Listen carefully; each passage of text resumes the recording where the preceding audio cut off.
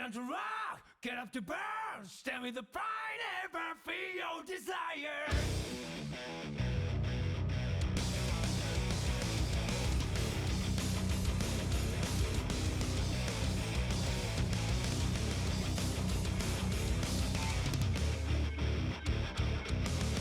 One day I noticed that my life was broken.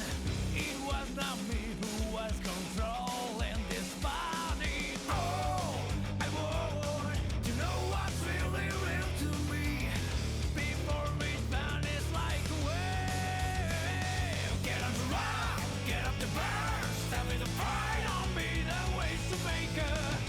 You must have heard it. Grasp the truth, hold it high, right fist, that's what this made to start with.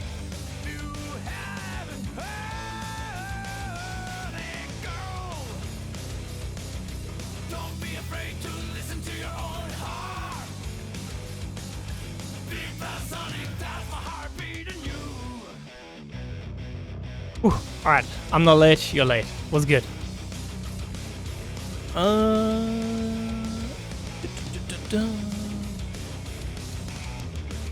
me just have a look on the bracket here, see if we've got any more last second signups. It's been like crazy, because obviously the new patch is nice, stuff like that, but the amount of players I've had join like literally last second was has been pretty crazy lately. Yeah. Ooh. So I might need to just do a quick, seating of everything. Also, don't you dare disrespect Tekken music in chat, okay? If you did. Because, I've got another rush signing up, but this is a different rush. Oh, there you go.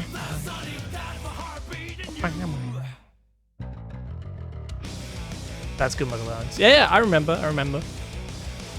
I just didn't read chat. Didn't have time. It's a 50-50, you know, whether that it's a diss or not. Let me just find lapses here on the good old Twitter. 1 second. Yep, we are starting in 4 minutes as usual. Regardless, let me go over the rules in just a sec. Like normal, just so we know that we are on the same page, everything like that. 4 minutes to claim a code, indeed. New rules as well with price pools and entry numbers, meaning we have a nice little starting price pool tonight. Well, let me go to bracket. We need not a lot of players to check in, actually. Damn, you guys have been good today. Let's go. Everyone checked in. Yo, a genius. Ruined it, unfortunately. A genius, you got 3 minutes to check in and you'll be DQ'd. Kind of impressive though, right? We got 117 players and only one person not checked in. That's kind of freaking amazing, huh? Just quickly make the ready ping. But make that available. Yeah, that guy Ace never checks in, dude. I don't know what that guy's steal is, not gonna lie. Can't believe it. Let it be known, though, that Ace guy actually did pretty well in the team tournament, even though he doesn't even play the game. Let it be known. You saw it. You all saw it. That he actually did okay. Nobody believed, not even himself. But I'm gonna, you know, I'm just gonna keep that to myself. What do you mean graveyard shift today? You signed up for it yourself, man. What do you mean? Oh, are you still at work? Is that what you mean? Then yes, I feel for you. Duality of man.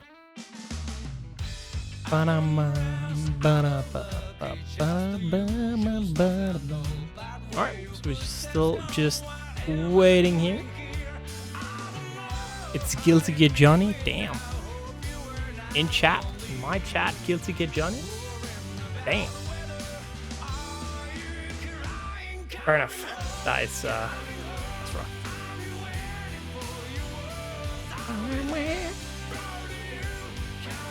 I'm coming home. What a good song. Big balls, that's Minion. I know Minion, okay? I know. So big balls, that's Minion. He normally signs up as he tried big balls, then he signed up as ChatGPT, and then changed back to big balls, but it's all Minion. Don't believe Big Grease. All a conspiracy, man. Anyways, it's pretty much 15 past, so there we go.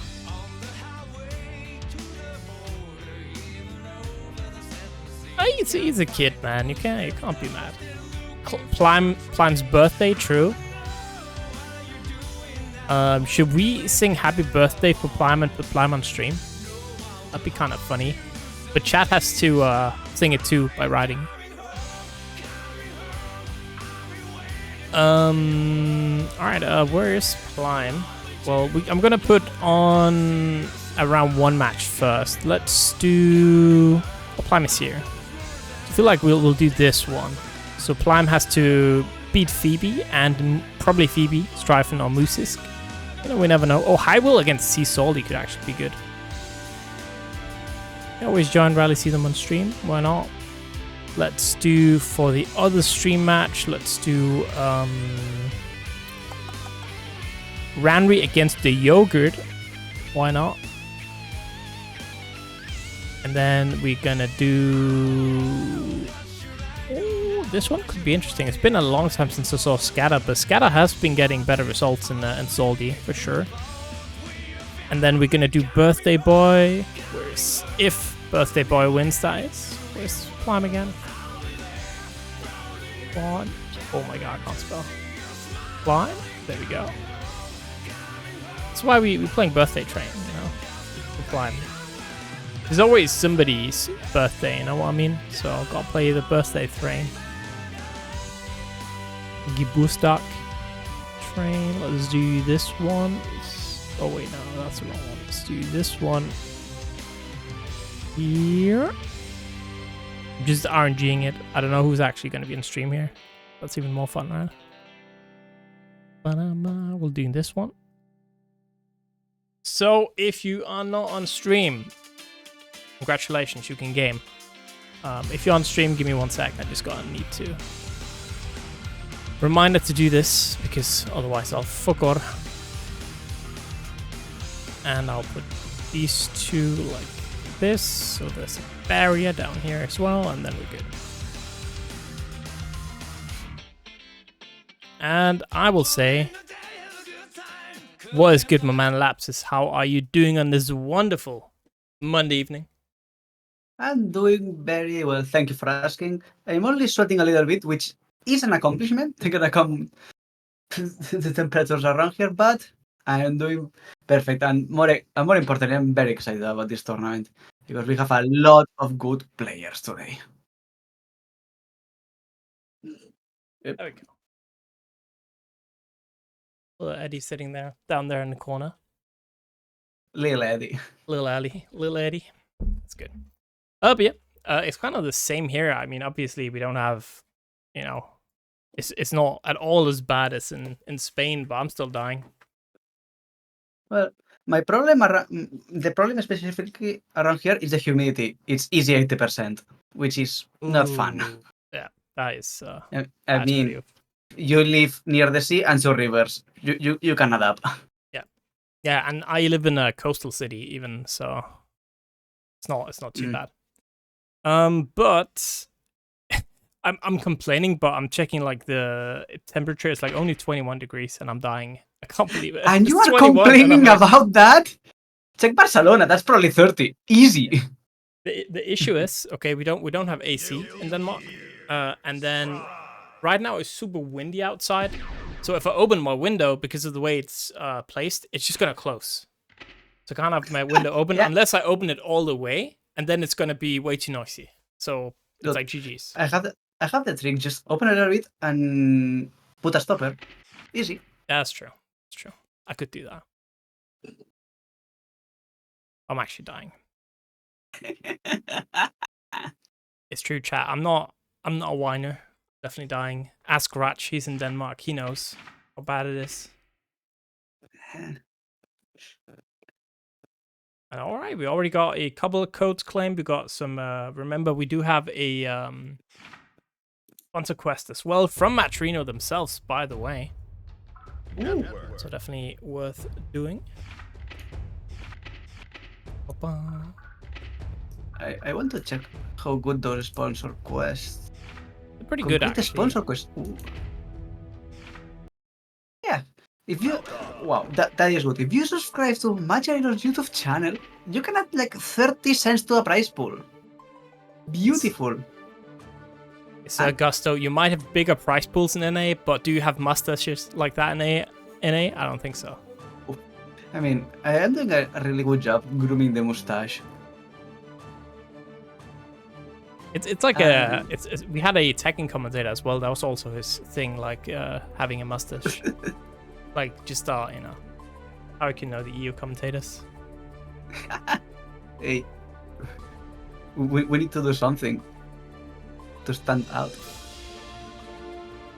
Anyways, let me just ping the players. Here we got HiWill up against Salty for our first match. So it should be a good one. There we go.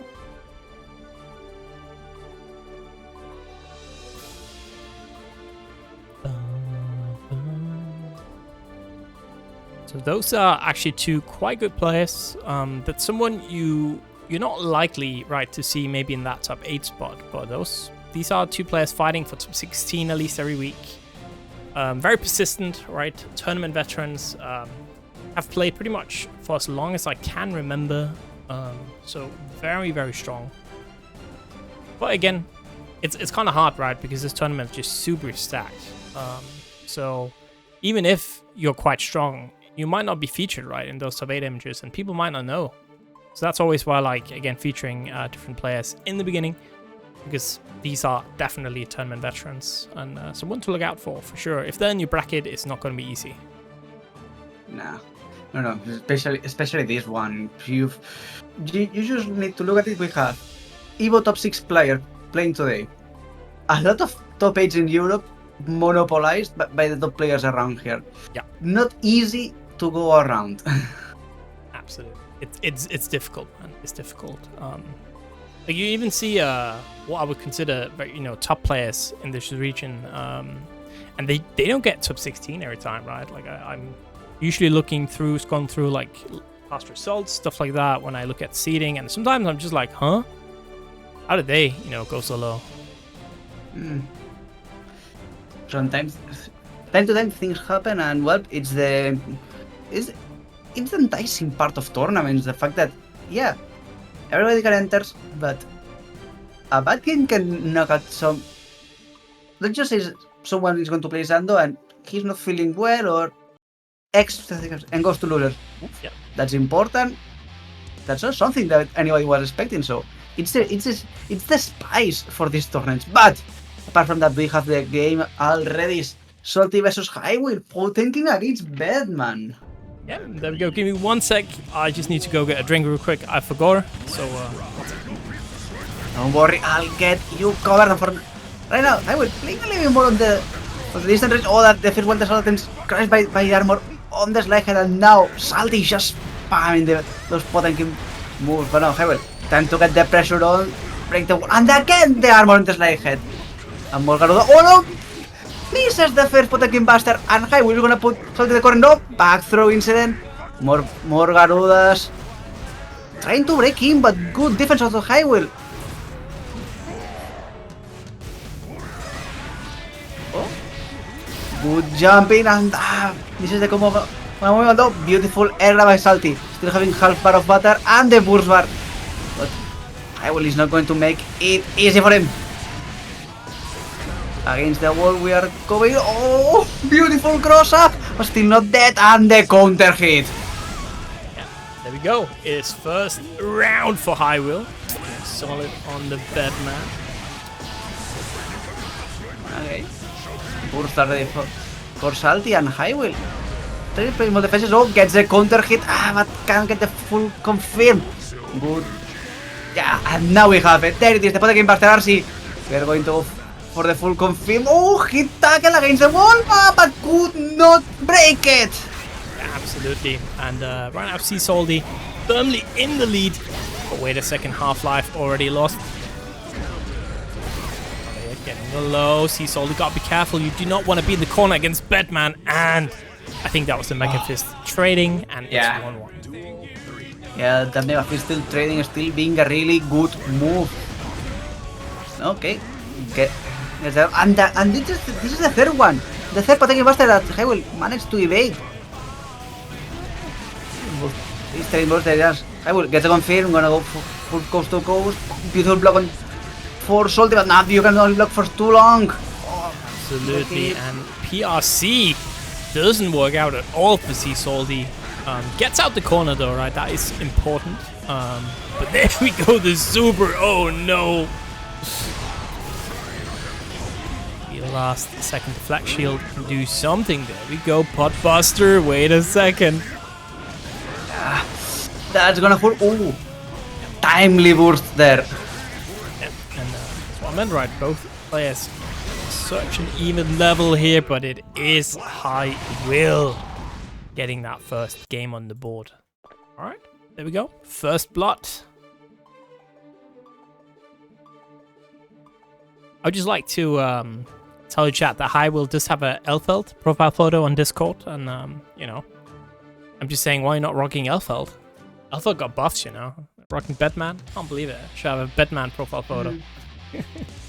I mean, anybody can just pick their preferred character and still play another one. It's true. You know, it's always funny to me when people are like, you know, XX Soul Demon 69, and then they play like, I don't know, Potemkin. It's always fun to me, you know. I mean, well, we can, but we can also do that back throw instant out of Salty. Is now gonna throw that through the pressure, going by the book. HiWill building up some solid meter here. There we go, spending some of it though right away. Big counter hit in the air, but ooh, was that a little reset? I don't know, but it worked out. It worked indeed. HiWill is still showing a good amount of proficiency on the character. I'm liking those rounds that calmly just going back and now putting the pressure in. Okay, big counter hit. Oh, there's the burst.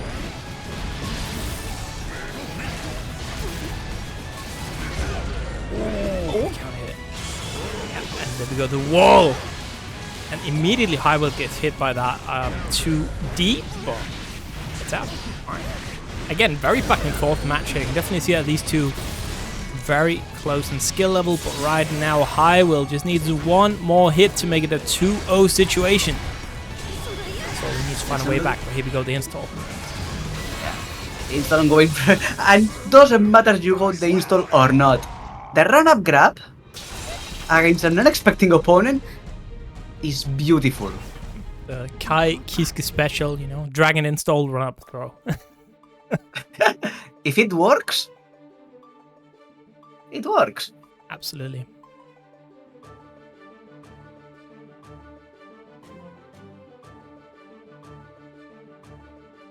Alright, so we got a 2-0 lead now.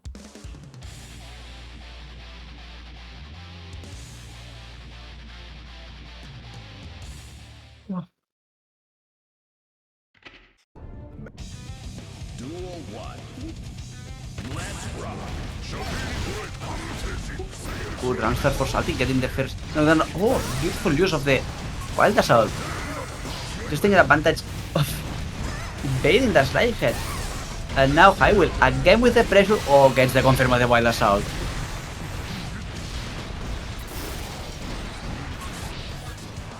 Now back again. It is HiWill, right? Getting all this pressure. Look at the damage. Oh my days. Okay, wall break as well. But we're turning to neutral, so that could be a chance here for Salty. Can good RC kick the pressure? Oh, there's the Garuda. And HiWill responds in kind and gonna take the round. And set point for him. Yeah, it's fine. get a clean 3-0 for our first match here. Getting that air to air, and the pressure immediately is started yet again. Salty just kind of struggling, right, finding a way in. It is mostly HiWill getting a lot of pressure going. Counter hit, okay.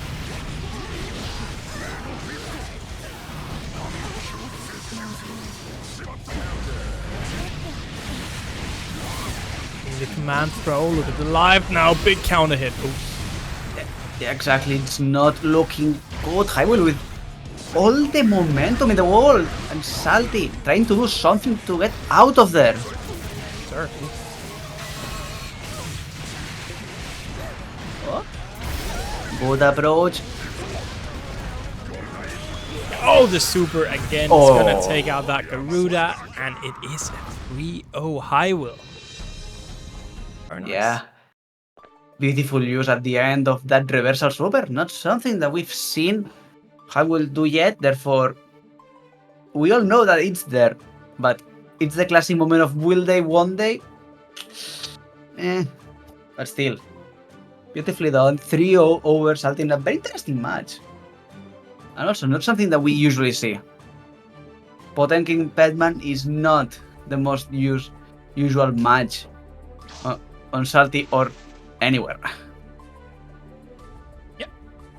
And that means we are ready for our next match here. It's gonna be TheYogurt up against Ranri.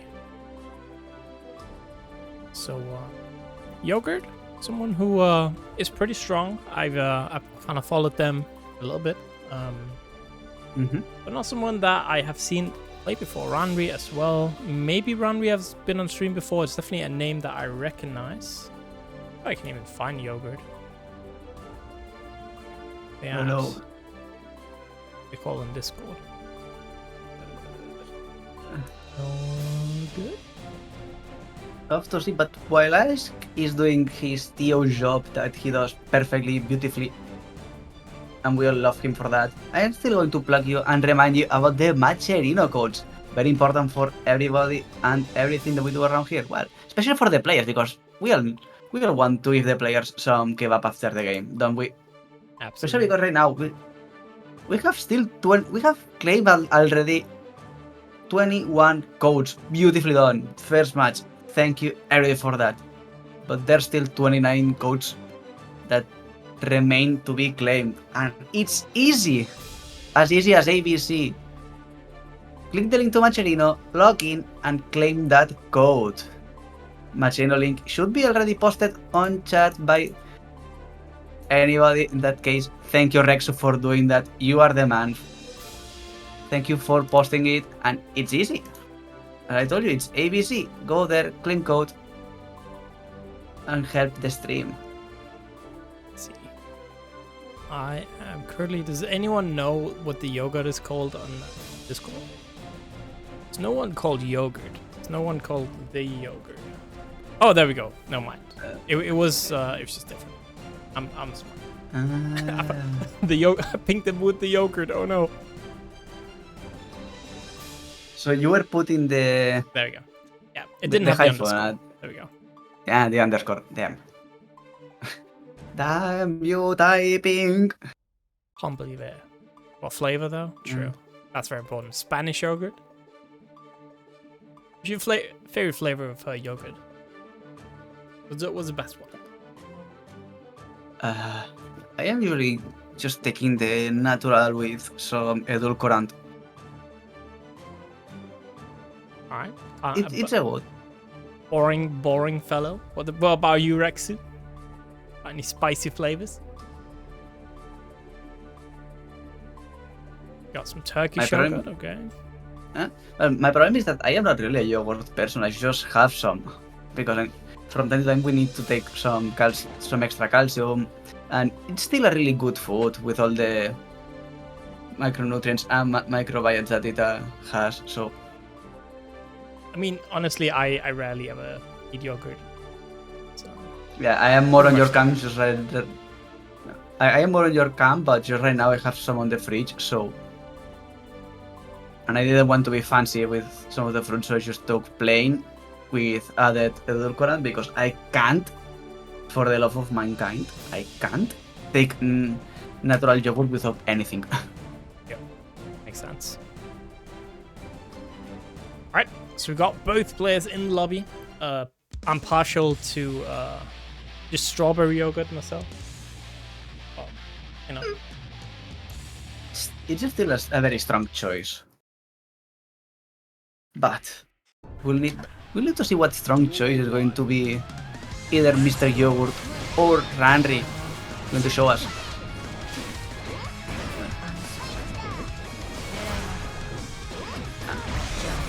Oh, good pressure for Ranri.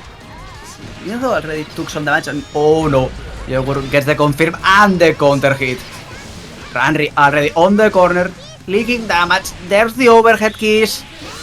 There is And the Orca. And we also got, speaking of Epic, we got a donation from Mika-chan Typhoon of $1.69, simply saying XT. So thank you very much, Nice. Mika-chan. Appreciate it. And that means we already have $33 in the prize pool. Not bad. Not bad indeed.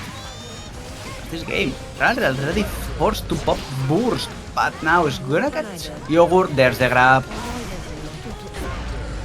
Counter hit, look at that. And building up some solid meter as well. Oh, but the super. Oh no. Yeah, can't get away from that. No, you can't.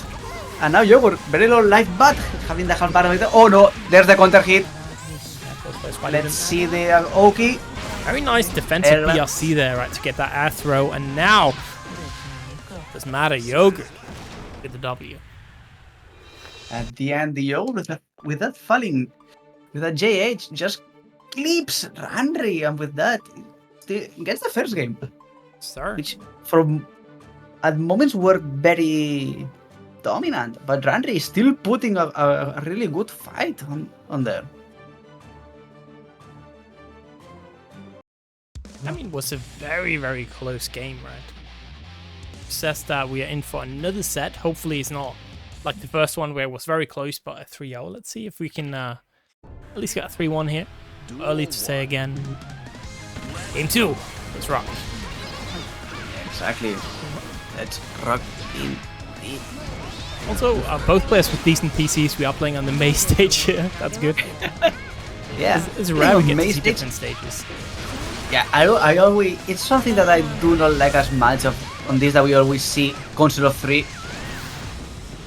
Maybe Happy Place. I mean, they are fine stages, but with the huge diversity we have, among the ones that are decent for net play.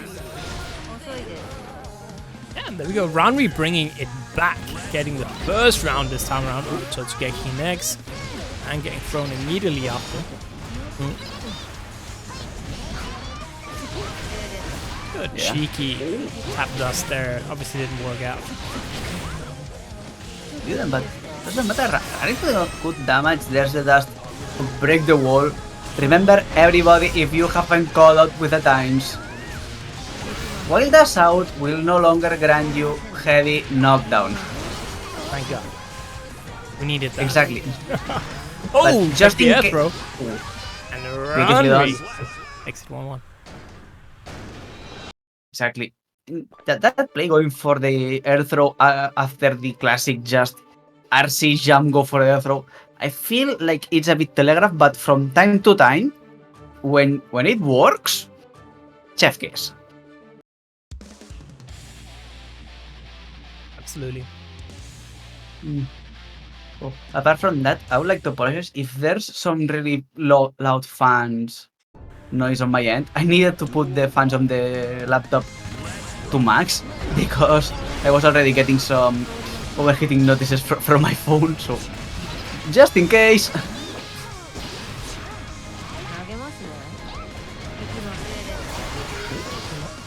Oh, Goldlewis by Mr. Yogurt is gonna get the charge on the edge.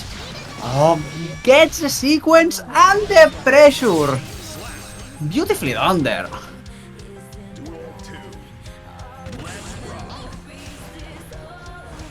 In there we go. Ooh, that was a weird trade. Like both players crossing up and then they switch side.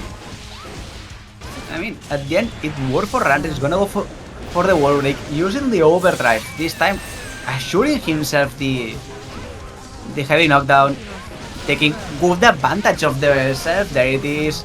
RC, the confirm. Easy for him, but still not enough. But YogUrt on a pixel health. And there it is. 6p. Closes the round, and we're going to the third one. Absolutely. So a very, very close game here. Love to see it. Okay, another trade. YogUrt winning the aerial battle for now, but Ranri catches him on the ground. That's gonna be a lot of damage. Immediate confirm for the overdrive.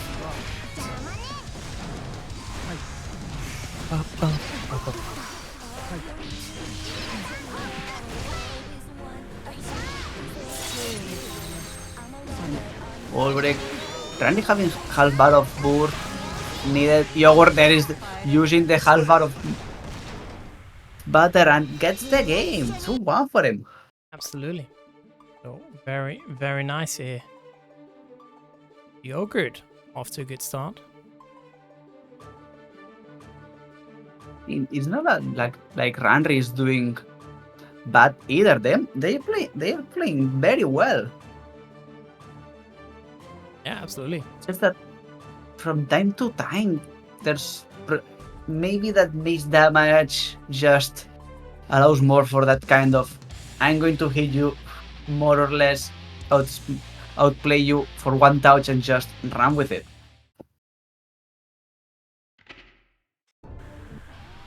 Duel 1. Let's rock. Good round start for the YogUrt, and Ranri already going for the back pressure.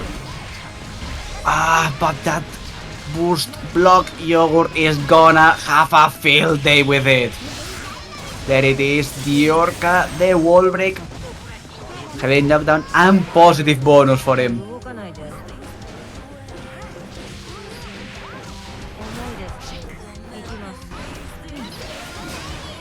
Good defense and the confirm after the dolphin, the RC, one more hit, there it is. Set point for the YogUrt. Absolutely. Oh, big counter hit. That was nasty. Another one for now, just trading blows. YogUrt with a 3k finding the hit. The dolphin, immediate boost by Ranri.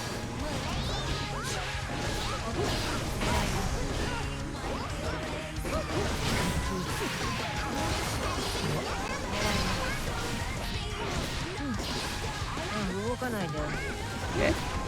Back throw with pressures from the Ranri. There's a tap dust and oh no, the back throw incident and the overhead kiss. That it should be more than enough. No, not yet. Not even the wall break damage is enough. Ooh, look at that.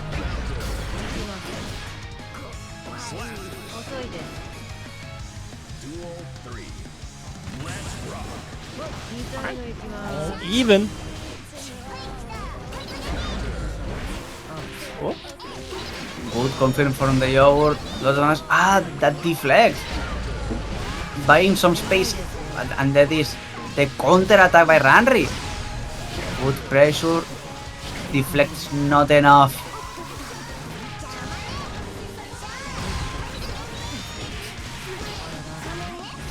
Okay. Look at the damage. Ranri in huge trouble here.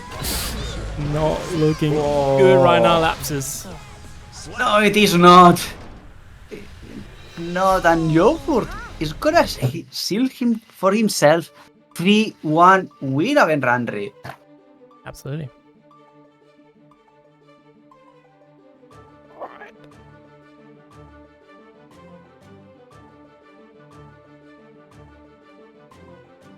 And well, he's gonna book himself a meeting with Sorani.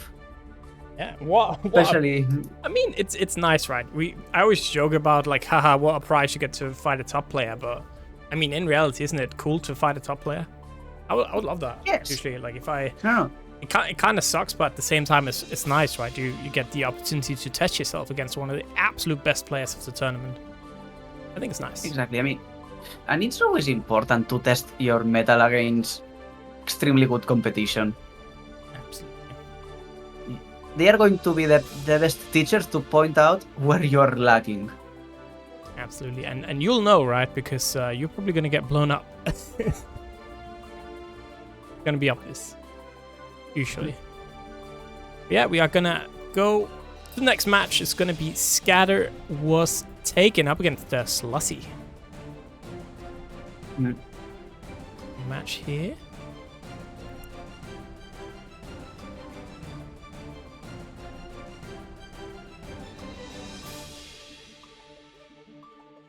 Interesting matchup. Also, again, thank you everyone who claimed a code so far. We have now $35.51 in the prize pool. That is pretty neat.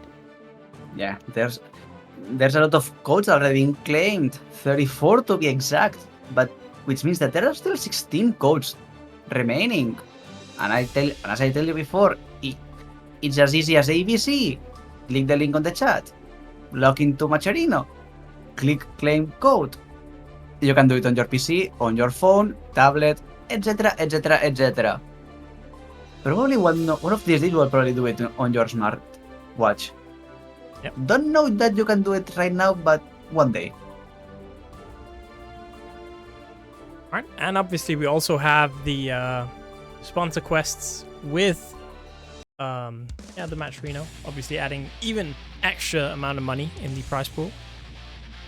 I think that's pretty nice, regardless. But we got a match here. It's gonna be Scatter on P1 and Slussy on P2. Instead of reflecting on themselves, they blame the beast. You still need to change the That's good, that's good. the flags. I got it. Oh, that's the extra color for Sol. Damn, looks good. That's kind of clean. 興味ないんで始めていいですか Duel 1. Oh, but now it's Slussy. Getting out of the gate, hitting hard, but Scatter said nope. I can still hit harder than you. But now, Slussy on the pressure. Oh, good grab. But more importantly, very good defense out of Scatter. Uh-oh. Not gonna get the hit. Yeah. Oh, indeed. That's gonna hurt.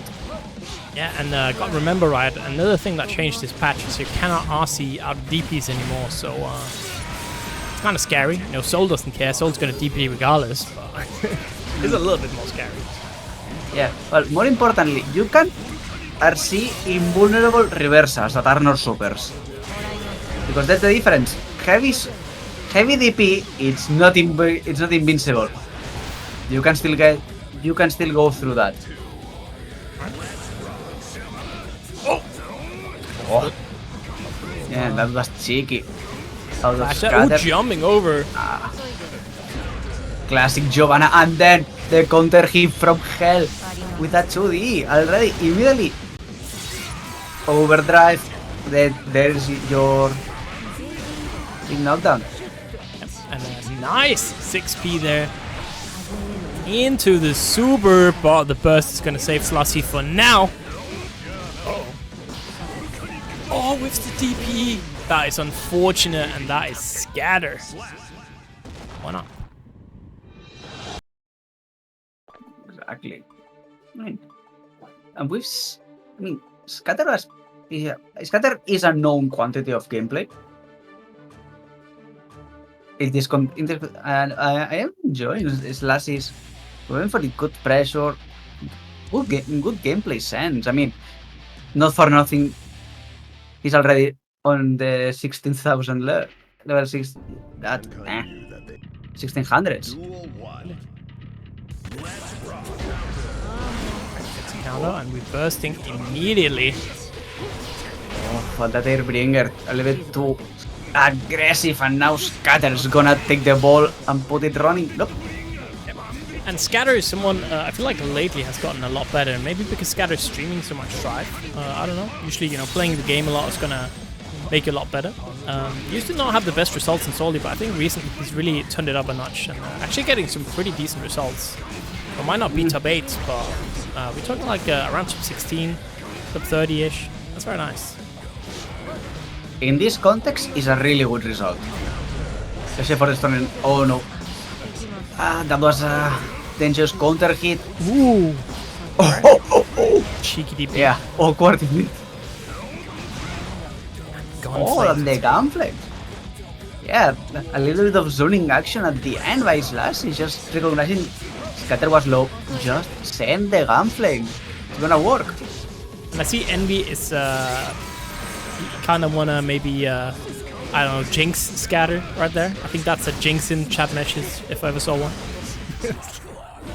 I don't know. I have half chat blocked by my phone, so I can read most recent messages. So Basically I'll just take saying the... nah, he'd win. Oh, Oof. Well, but I mean, it's Bro. not doing bad. Oh, the black shield. Oh, goes both ways there. And Slussy working on this comeback here.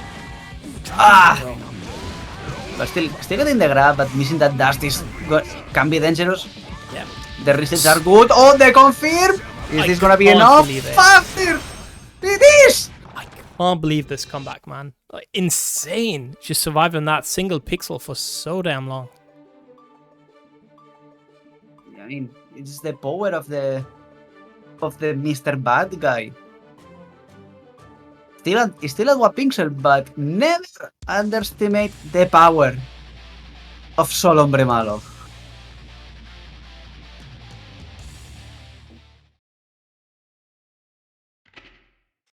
Mankind knew that they cannot change society.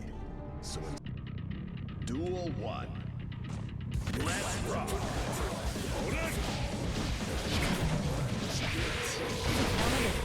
Oh.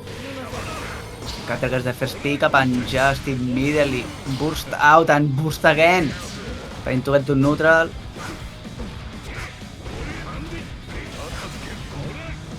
Okay.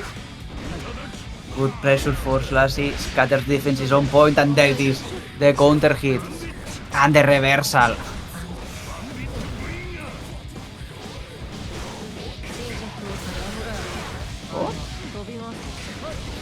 Gets the catch, the combo is there.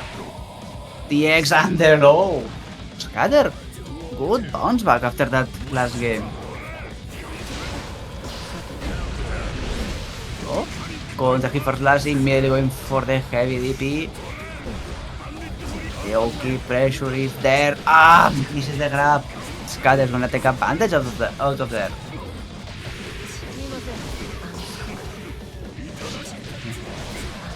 Clean hit. Hits the wall in mid. Yeah, that is. The overdrive break.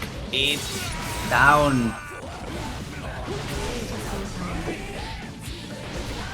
Sir, it is Scatter right now in the lead. And there we go. It's 2-1.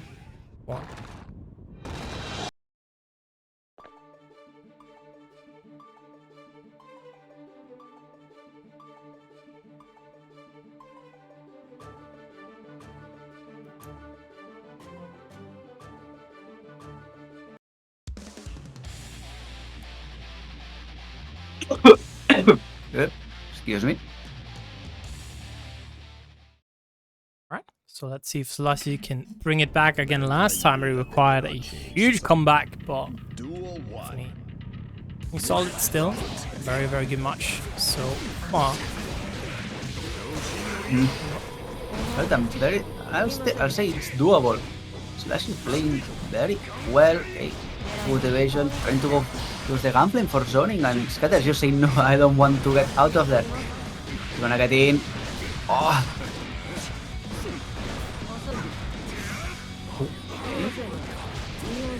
Oh, getting the cross up as well there. Unfortunate for Slussy. Oh, needs to find some space, but there's just no opening here. And Scatter now on set point. Yes, Scatter is not letting Slussy breathe at all. The pressure is unrelenting. Even though Slussy is, yeah, you can see him throw some punches, but at the minimum, Scatter is gonna get aggressive. But no, Slussy gets a hit, he's gonna go for this. Just look, but no. misses the last DP. And Scatter is gonna take full advantage of this 動 situation. かないで That is the first grab. Oh. Okay, Tyrant Rave. Gonna get the counter hit, yes indeed. Slash is still not dead, but the air approach.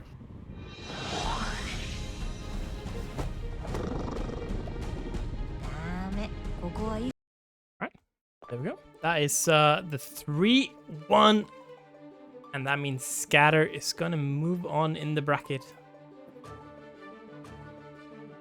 Yes indeed, and I would like to commendate Slash. Beautiful gameplay out of him.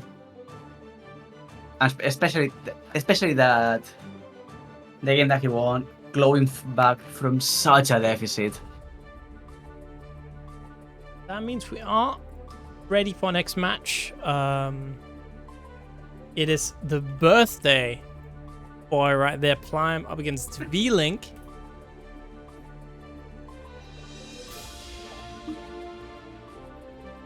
So chat. I just hope. I guess we should sing happy birthday for Plyme, huh? Probably. That's kind of very important, obviously. So I don't know if there's anyone who can want to hop in the voice call for 1 second to sing happy birthday. Otherwise, it's just going to be our beautiful voices. And if not, we are gonna have maybe chat help us out a little bit, writing it in chat. Would be good. Let me get. Also, I have a question. Yep.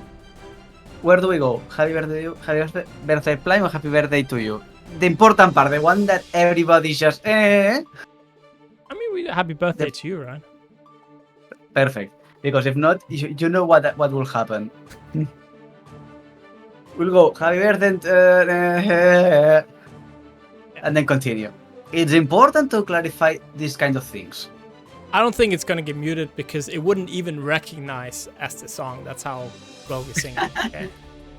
I mean, we have beautiful voices. Yeah. All right. Rexu, shut the fuck up or join the call, okay? I ready? You wanna sing happy birthday, Michelle? Then get over here. I'll hop in the voice call, I guess. Right. I hope they don't start. Otherwise, we're just gonna sing happy birthday regardless. Well, we're going to sing it either way, but.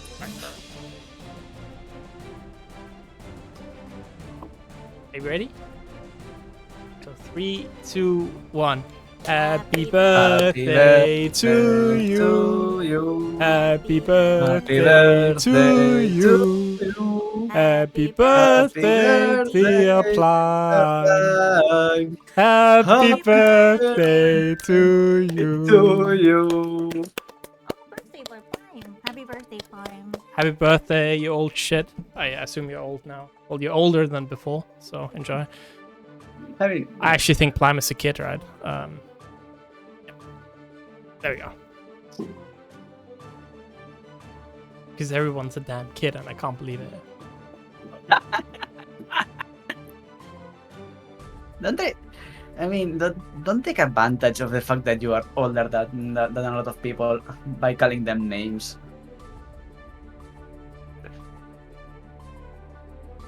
I will do it. Don't worry about it. That's a one thing I get, okay? I mean, it's a decent perk of getting older, just to be old and yell at Cloud.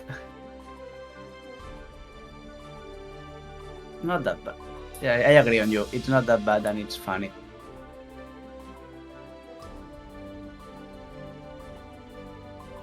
Apart from that, we are waiting for Blink to. Yep. I think both players are getting ready here regardless, so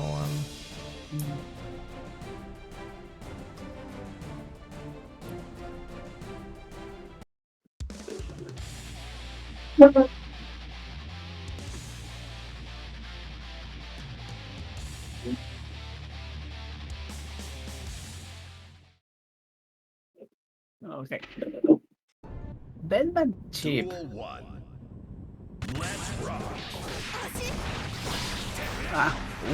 And Blink is already going hard. Oh, aggressive burst for him. And trying to bait the Dax, getting that weak punish, but Plyme not letting him do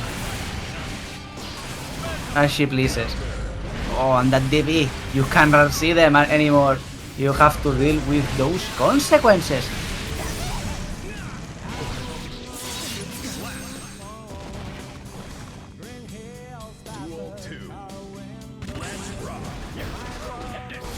And it's kind of rare that we see Chipp players nowadays, so definitely interesting. I should say that they are afraid to demonstrate the power just to evade nerf to Chipp. But that's mostly joking. Yeah, it's kind of rare, but I don't know. Even if it's nice to see people playing their characters, even if they have been nerfed and they are not that viable. The correct answer is always to get good. You're jumping in. Alright, so interestingly enough, right, there's a lot of ideas about that move I've seen, but generally I hear a lot of Chipp players say that the shuriken move, unless something changed this patch, which I don't think it did, it's actually kind of useless. Like, oftentimes you shouldn't use the shuriken even though it's tempting. It's actually better not using it, which I think is interesting. It happens. It can be. I mean, it's another tool, and I can equate it to in attack game giving yourself a free tag. Yeah. If it makes sense. Yeah, I can see it. It's there. It's just gonna be there harassing the opponent, but it's a chance for you to have a free assist, in a sense. There we go. Plyme, the birthday boy, up 1-0. Happy birthday.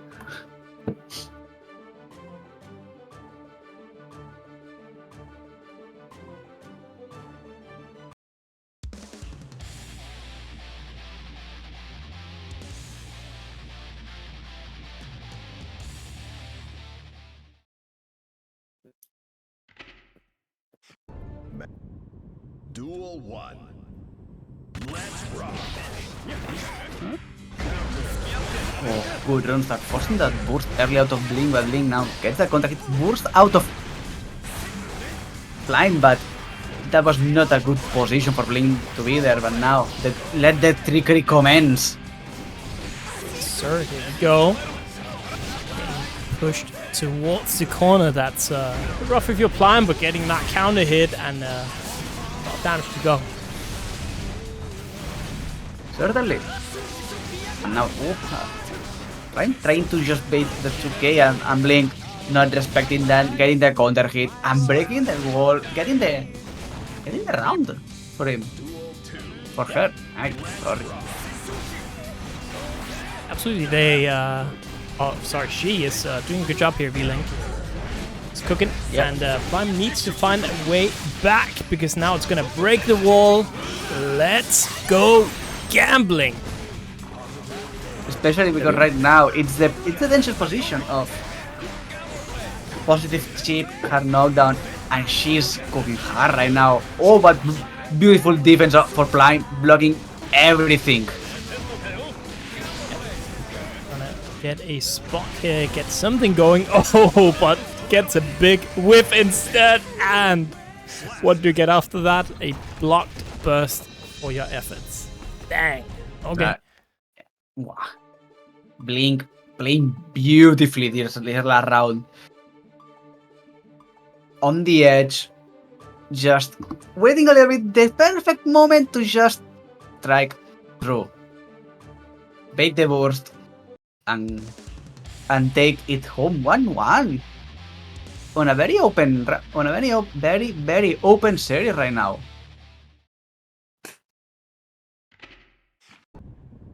Duel 1. Let's rock.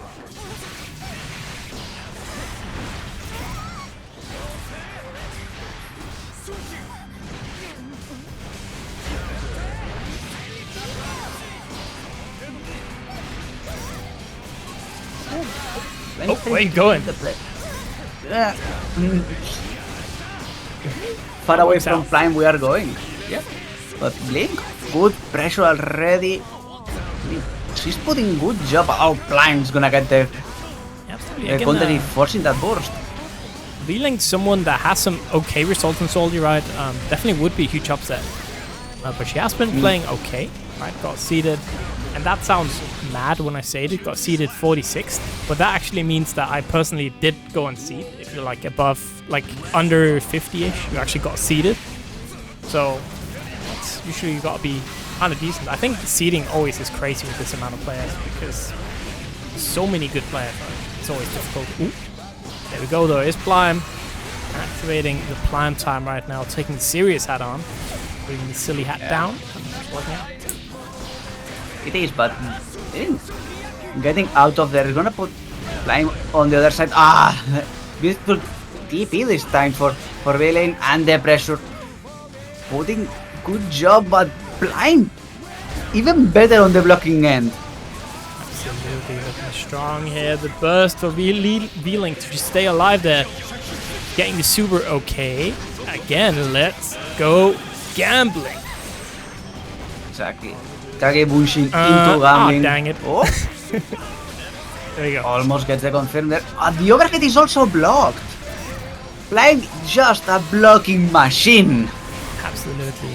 Both players quite low here using that RC to continue the pressure. Oh! And there we go, getting the hit that he needed. And now it's a 2-1.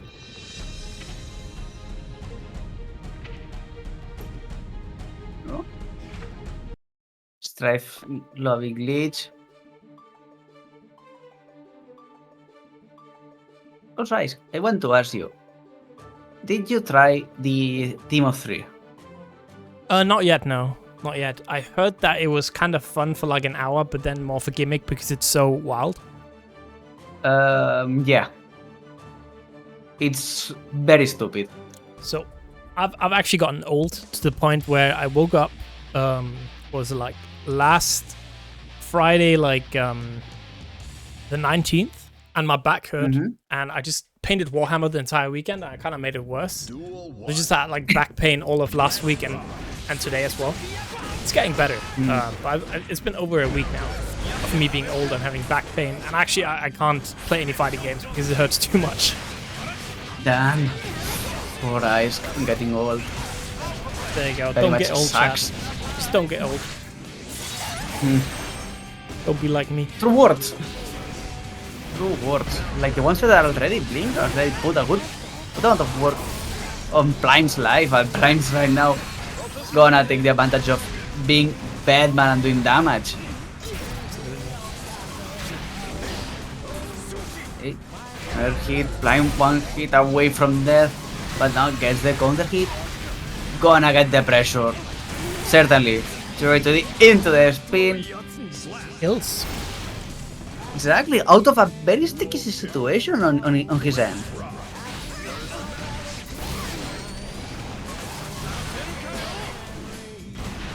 Here we go. Will it be the birthday boy or will it be vlink?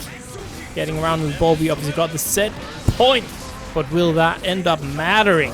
Who knows? Exactly. Gold Right burst. now. Yeah. Time training more in the tension. Oh, keep by vlink. The trades are very neutral for now.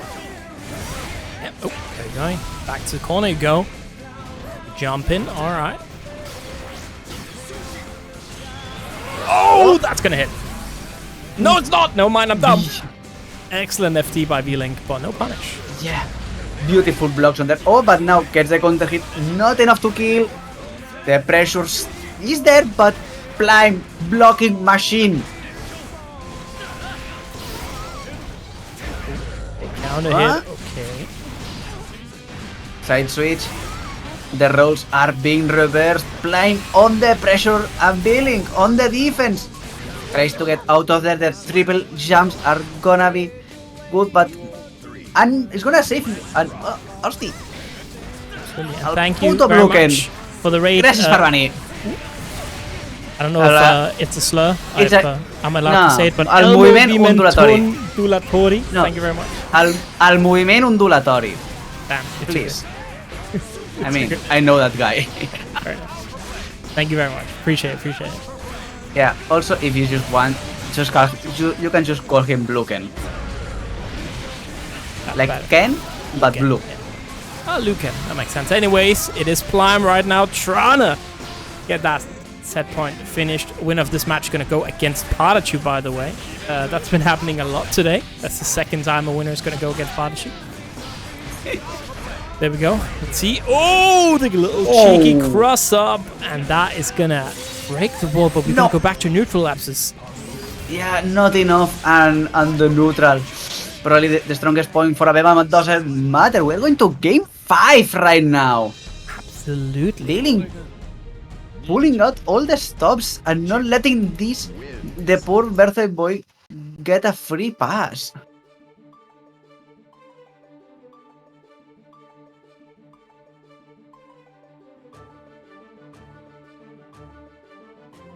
Yep. So all even will it be birthday boy Plyme? Or will vlink be the the executioner taking the birthday boy down into loser's bracket? We'll need to see, but right now it's looking as even as possible. And vlink starting hard. She's already putting a lot of damage and forcing out the burst from Plyme and getting another counter hit against the wall. There is Kage Bunshin no Jutsu.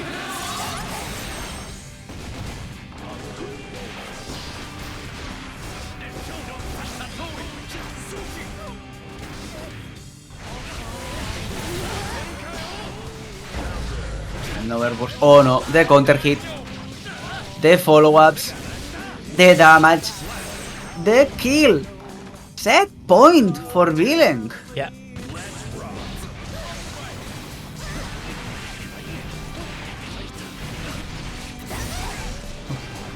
But it seems like Plyme is not gonna get out of here without doing some damage on his side. vlink very low on life. Go. The damage and the RC2 extended, and that means, ladies and gentlemen, we got a double Luigi situation here. What a good match.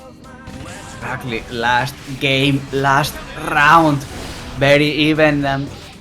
Fortunately, Plyme has a ready to go burst. vlink is almost there. Link with the pressure. There we go. Plyme in trouble. Oh, finds a way out. Wait a second. Air to air. Forcing the burst. More importantly, now both players sizing them up. There's the burst out of Plyme. We all knew it was going to happen. By the low. Both players now one stick of butter. It is No! vlink, and that is gonna do it. Lapses. vlink takes out the birthday boy. Never mind this. I can't believe it. I can't believe it. I'm gonna shower. You should. There's still a chance for Plyme. Need to block everything, but no, nope, nope, nope. Bro, this character The- actually has no the damage. grab. I can't believe it. The grab. The grab does it at the end. Oh. vlink is gonna send the birthday boy to loser bracket. How could she? Yeah, there you go. She's ruthless, sending Plyme down to losers. That's how it be sometimes, though. You know. And that also means we are going to go to our top 32. And that means vlink is probably going to get a very nice upgrading to seeding next time around. So good stuff. Exactly. That is definitely a very strong player to take down. It is. Also, I would like to point out some matches that already happened and were spicy. Zando had to face against Uriel. 3-2 went that game. Zando advancing. Yeah. Interesting. Apart from that, of people that already qualified for round 5. Tiger beat Patata 3-0. Soup Eater 3-1 against Red Room. We're already on the big guns, and big guns are not remaining silent. Yeah. So we are gonna go to DayDynamic. I believe a May player from Romania. up against the Andros 11. So we saw DayDynamic, I believe, on Team Romania as well during the team tournament that we had. Very, very Rings a bell. Yes.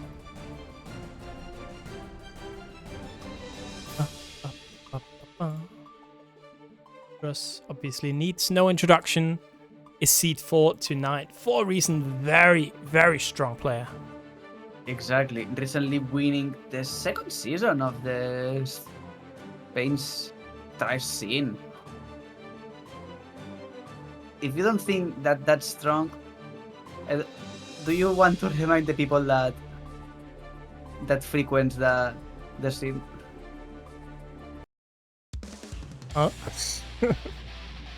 The match arena, obviously. We got that one. Chat. And if you don't know, if you don't frequent the stream, obviously, Andros, one of the strongest players we have in the region. He usually plays Potemkin, one of the actually players who's taking out, or close to taking out Zando in a set with Potemkin and Asuka, which is crazy. This man, very good, also has a Leo. So, yeah, very good. Leo also.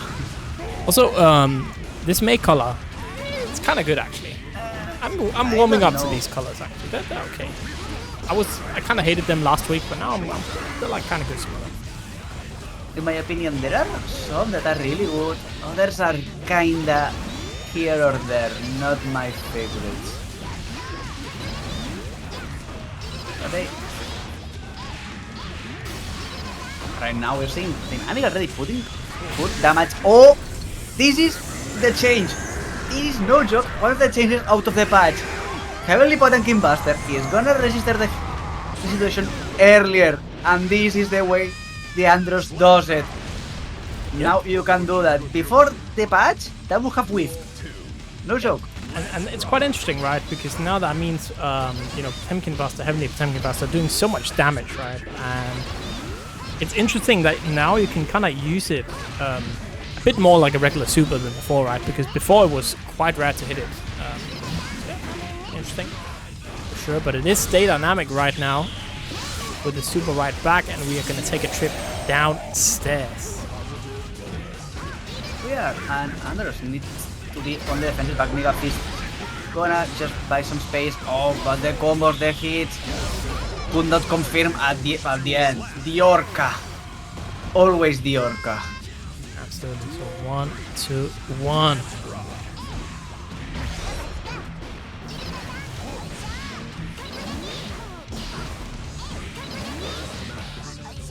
Oh, Dynamic, good pressure against Andros.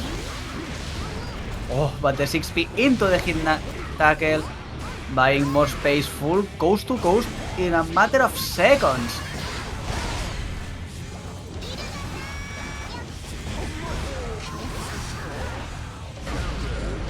Oh, counter hit into the flick, the knockdown, another flick, another knockdown. Yankee, there we go. Wait a second, that's going to do a lot of damage. Obviously not going to kill. And look at Andros, 2-6 above the Heavenly Potemkin Buster to get out of there. But no, sir. The punish on the JD. That was what? Super jump into JD himself or Dynamic, right? Yeah, it's kind of insane read there by DayDynamic, right? Yeah, super jump. Yeah, beautifully done. Super jump recognition the situation is that, yeah, Potemkin when goes for the Heavenly to escape, it's JD, get out of there. But now Andros saying, okay, Potemkin didn't work. Let me take the other big guns. Let Leo enter the stage.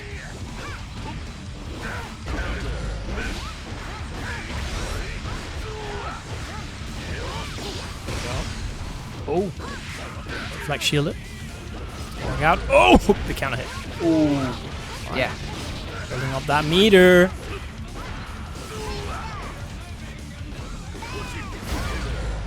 Oh, beautiful 6-speed.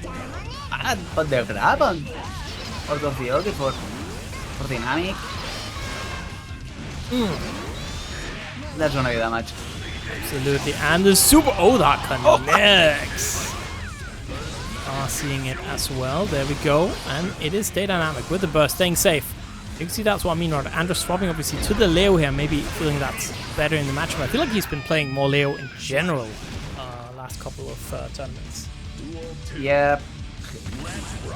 As far as I know, he found it that was way more consistent than Potemkin. Potemkin is fun, but Leo is way more consistent. But out of this patch will be interesting because of the changes that they made out of all the reversals. Leo doesn't have that free 50-50 with S Sonic Boom. And Hit by that. And Dust taking a trip downstairs now, and Andros not able to make the comeback. I think it's interesting as well because this region, especially, we do have Andros, we have Neos, but we don't really have, apart from that, a lot of Leo players, right? Like, it's a super strong character that you see a lot, for instance, in NA, but not that much in this region. It's interesting. We finally got some, top players playing them. yeah, it is, but sometimes happens that a character is strong, but if the people don't want to play it, you can't force the people to play the character. There we go. That connects. Got one stick, a butter to play around with as well. Is that gonna hit? I believe so. And yes sir, that is gonna kill Andros on the board here, 1-1. Yeah, they will win with that OTG, getting the final kill, the final hit. It's a classic out of Leo to get that final touch. That way. This we have 1-1. Leo putting on some work for Andros. Not that the Potemkin didn't put a lot more, but hey. So here we go. Rock game 3. Big counter hit immediately for Andros.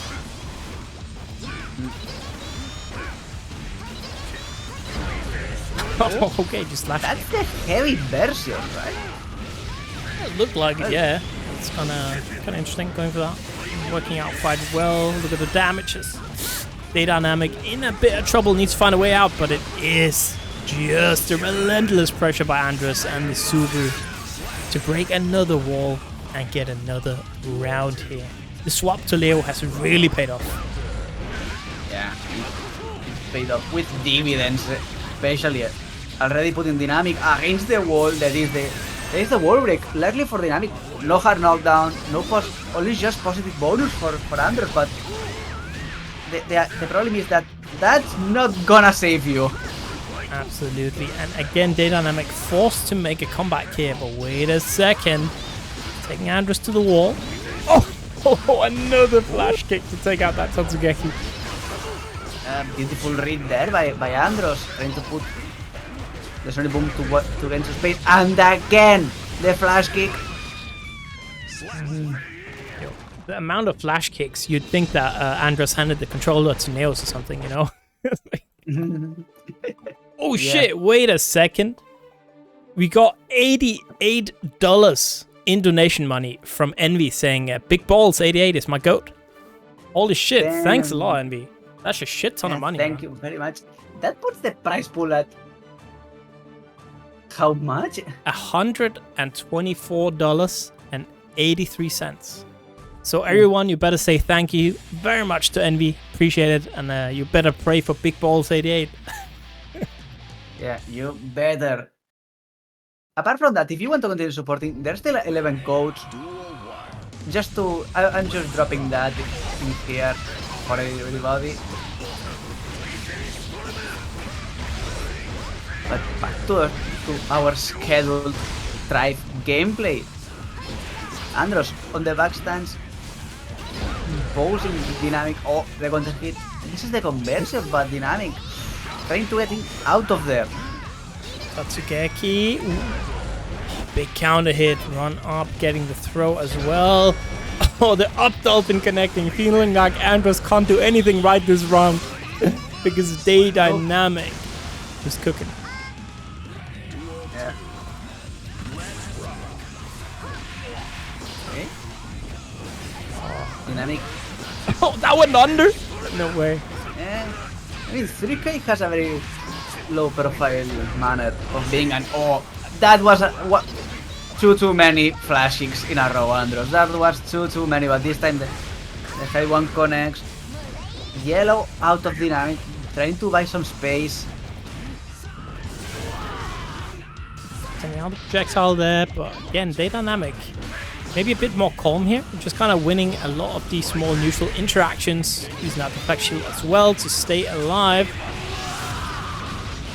But it is gonna take us downstairs. Dynamic already against the wall. Oh, takes the advantage, and Andros going for the overdrive without a rhyme, no reason, just trying to catch Dynamic. But it's gonna. And there we go, just a little bit of back turn, a little bit of mixing, and suddenly it's 1-1. Andros now on set point, trying to take out DayDynamic, send them down to losers bracket, and again, it's so stacked tonight, you do not want to go down to losers bracket. No, you don't. Rough place to be right now. Oh, the pointer, getting that pointer hit, and now Andros has Dynamic against the wall. Gained some space, but I wouldn't say that managed to get out of there yet. Now Dynamic's out. Immediate burst by Andros. Absolutely. Half-life lost. There we go. Again into the back turn stance, and it is Andros guessing correctly. Let's go gambling. DayDynamic saying, oh dang it, oh dang it. Can't believe it. Yeah, you have to bet on the correct move, but now Dynamic has a chance. Does the classical internet mix-up, and we're gonna go to game 5. Yeah, and, that would be quite an upset. I mean, DayDynamic seeded 20, definitely no slouch, but ooh, 2-2. Yeah, I mean, you said it before. If they are seeded, they are good. Yep. And then there are tiers of good. But if you recognize the name and say, no, he needs to be up there, everything can happen. Absolutely. Alright, let's see how is this match going to turn out. Who is going to find himself top 16? Who's going to find himself down in the losers bracket in the Shark Tank? Need to see right now. Dynamics is putting a good amount of damage, forcing the burst already out of Andros. And now the pressure, relentless. Tatsugeki connecting, getting the throw. Andros is in trouble. It's not looking good for him, but now Andros trying to play some pressure, but Dynamic evading that over. There's the chance, Another counter hit. Good yellow out of Dynamic, and Andros full bar of either. Let's see, where is... Oh, big counter hit. Oh no. Another one, and set point now. DayDynamic so close to going into our top 16. Sorani waiting for the winner here. Yeah, and that's the point we said before. Can't see reversals.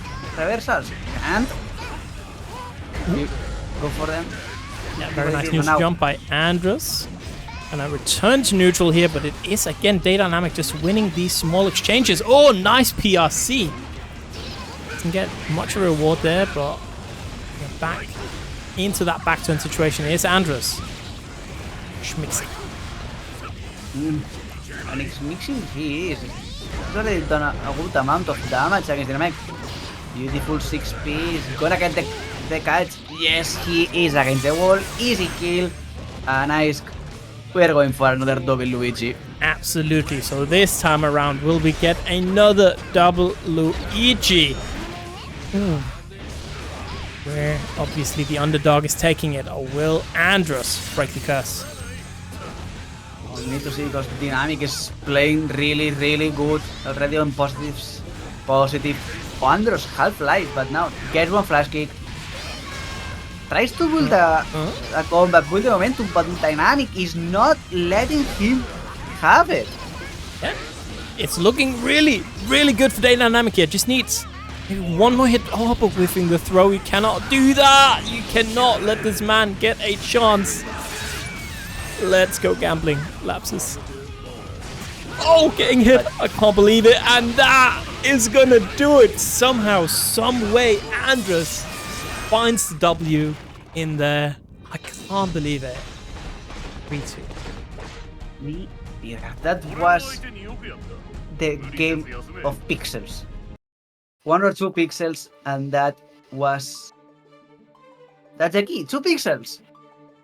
If DayDynamic just run a little bit further, gets the grab, throws Andres against the ground, and we're gonna see DayDynamic against Sorani. But and these things happen. It's such a tragedy, but these things happen. We're gonna see it. Yeah, You are the. That game made me sweat, man. What a comeback at the end. Woo. Yeah. As you said, we are moving on into our top 16. And that means we got a very, very good match here. Up first, we got GuessingGame up against Zando. And again, if you're wondering why we got that little little old $125 down there in the prize pool, it's thanks to Envy's $88 donation, and of course the $1.69 from Mika Typhoon. So hella appreciate it. Thank you very much, guys. So I wonder why GuessingGame is not rocking Albania. You know, like even has Albania Blast in the profile. Should rock Albania. Can't believe it. I don't know. There's a limit on how much political I want to be. I don't want in that mess. Right. Yeah, we got sub 16 and new stage. That's the Edinburgh stage, if I am not mistaken. Not seeing since Xrd. Yeah, it's kind of an awkward timing, right? It's not Christmas. Can't pick the Christmas stage now. It's illegal. Do we actually need for December? We need a tournament where all stream matches must be on the stage. Christmas. Be fun. It can be enforced. But you know what also can be enforced? The rule of don't mess with the cubes. GuessingGame, another player that's kind of grown through the ranks of Guild Drive. I first knew them from actually DNF Duel. I believe they played was the Spectre, they were called. Very, very strong player at DNF, and transitioned over to Strive. Has been doing very well lately. It's not a Spectre. It's like the ghost guy. I don't even know the names anymore. And Lost Warrior? Maybe. Anyways, this is not important. I would say so.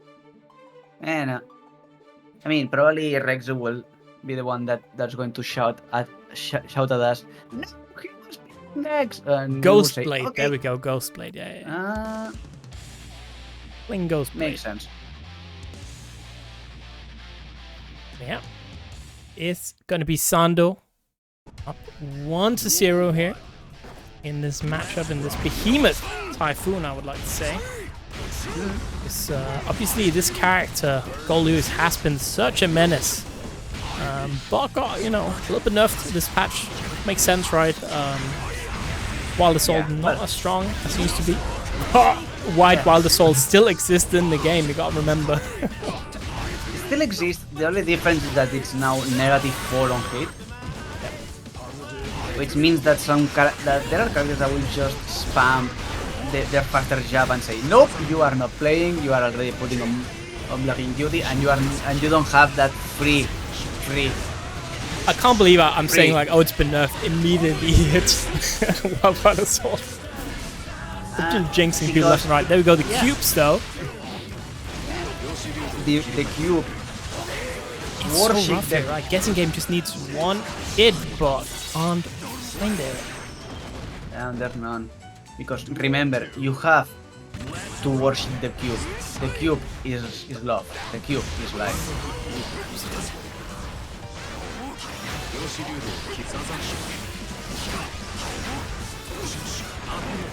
right now, Zando is just putting the pressure, the damage, and just not letting Guessing play.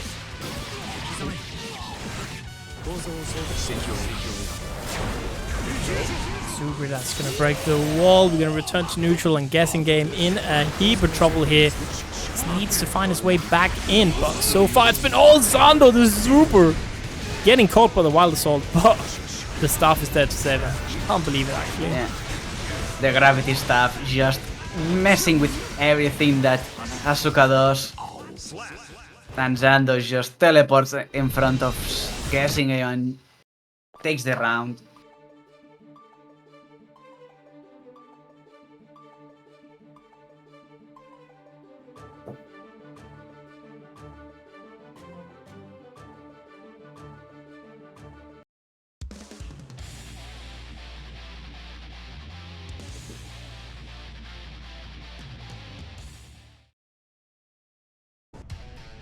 Duel 1. Let's rock. Let's rock. We're gonna go back into it here. Wild Assault again. This time it's the overhead. Still gotta be careful, right? Because this character Goldlewis can definitely dish out some damage. I mean, the damage has never been the problem for Goldlewis. The problem is getting to the damage. And right now, Zando is just putting a wall of projectiles against Guessing and another consistent, the 6H, the overdrive. Oh, there we go.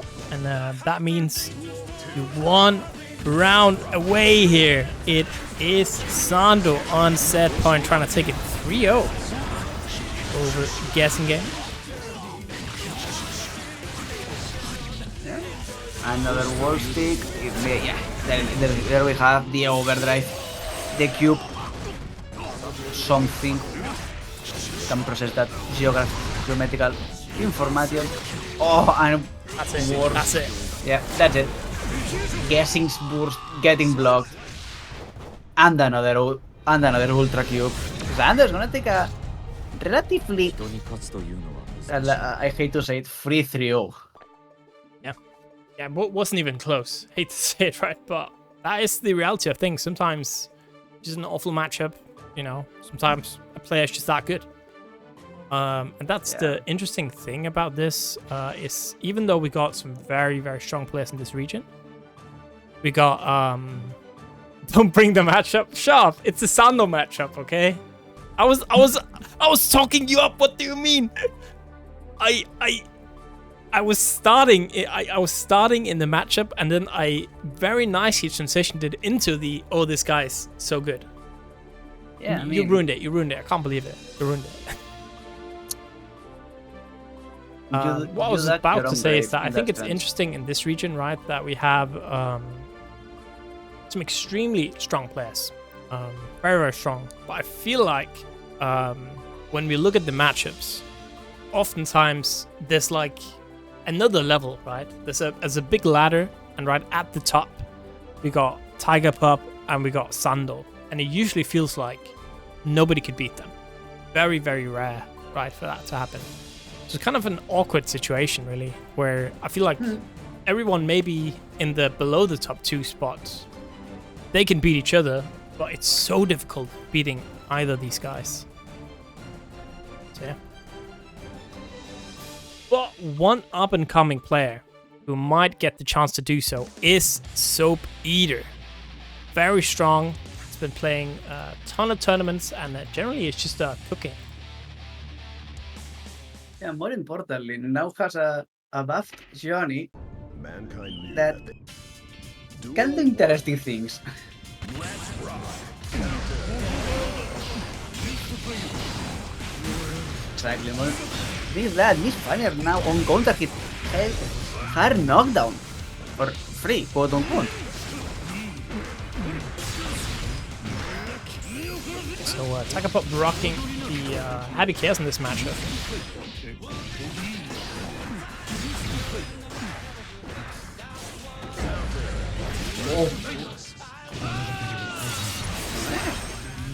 Good start by Soap Eater putting some damage. SoBeater, good start here. So I feel like it's been a long time of kind of Tiger Pop swapping between a.b.a and Happy Chaos, but I feel like nowadays he's leaning more towards the Happy Chaos again. I don't know if anything changed that you want to go back to Happy Chaos. You know, had a couple of rough patches here and there for sure. It's kind of interesting. I don't know if maybe some of the matchups changed a bit. Obviously, Johnny getting a lot better this patch. Yeah, Johnny got better. Hat is on Tiger's side. I don't know. I mean, it's obvious that Happy Chaos needed to get rednet in a bit. For changing back and forth, I don't know. Maybe we can get him to tell us on the chat later. But now, who plays throwing big A-make and Tiger just doing the classic Happy Chaos of roll over you, jump over you, and where am I even hitting you from? You tell me. Breaking the throw, there we go, and it is SoBeater. Wait a second, staying alive here. Tiger quick to break that throw, but it is gonna be that wall break. Exactly. We will always remember which is the name of Johnny. It is very much indeed Johnny. And the air throw. Alright. SoBeater takes the Beautifully first done. one. Speaking of, I have like one little nitpick that kind of annoys me that I always see. At US tournaments, I swear to God, Zando has to fight all the EMEA players. Like all the EMEA players have to fight each other. I swear to God. And somehow it's like only one EMEA player in top 8 at the end, right? And then you see like who they beat, like at Evo, and it's like all the other EMEA players. It's like, I don't want to get controversial, but how much is the TO just playing with the seats? yeah, can't believe it. Can't believe it. That's all. I just saw it's like at Evo this year. I saw Sondo's like root and who he beat, and I was like, I can't believe it. It's like all the homies. Is this salty or what? Yeah. Alright, there we go. Super to break the wall, running in. Building up some meter, there we go. SoBeater though, with the pressure. Look at that. Yes, sir. Another throw. Coming right up. Yeah, YC baited, and it is indeed looking very good for SoBeater here, and Tiger Pop in a bit of trouble. It is, yeah, I'm sorry. And the trouble is near. That deflection can save you for a moment, but now good crosser. Goal boost for SoBeater. I think that positive balls, but it's not gonna be that much of use of right now. Full bar of butter, but oh, beautiful 6P against the... Nope! Missed the connection against the wall. That's not working out, and just trying to get that wall slump meta going. That's still going strong.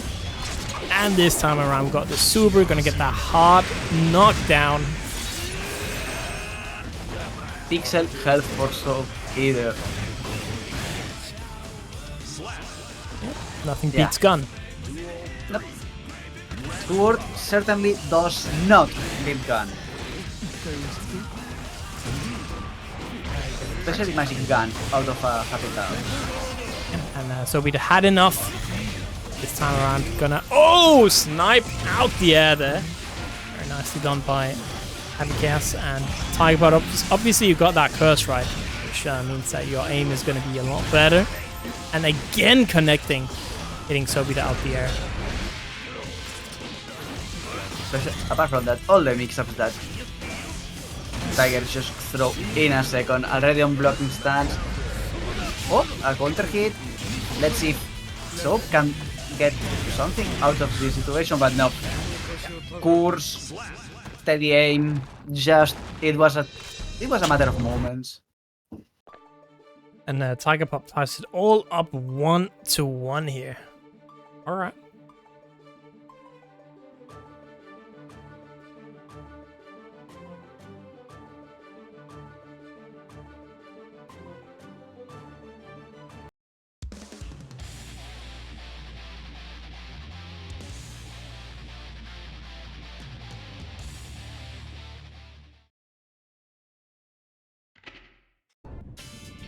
Duel 1. Let's rock. Alright. Counter hit.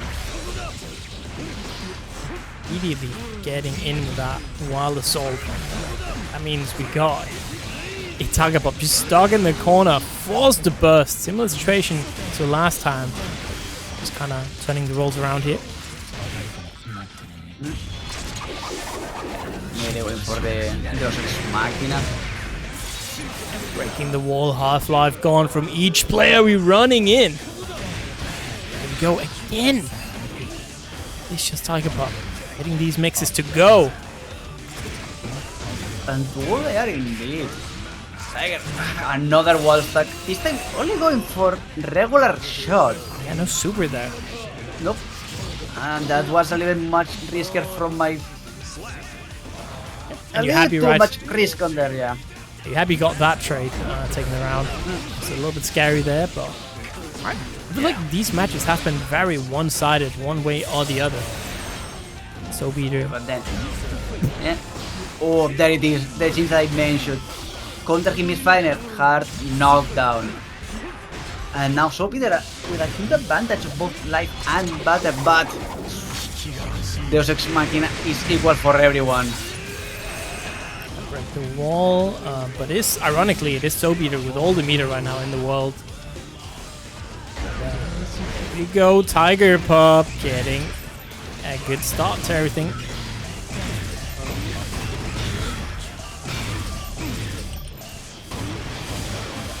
Rolling through, yes sir, the burst. Oh, beautiful 6P there. Reconstitution. Oh, drops the combo. Let's see, the pressure is good. The pressure is good. He's gonna get the round. Oof, that was starting to look kind of sketchy, but so Peter managed to set the situation.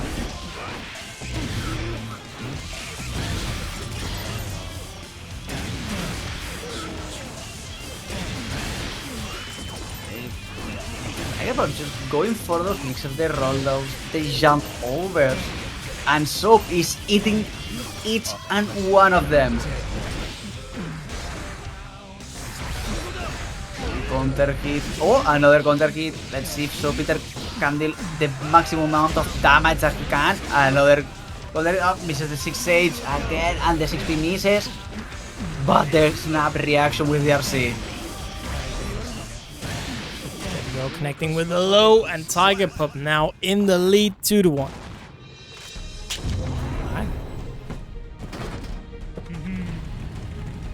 Your fundamentals are all screwed up. Thank you very much for the sub, Maria. Appreciate it.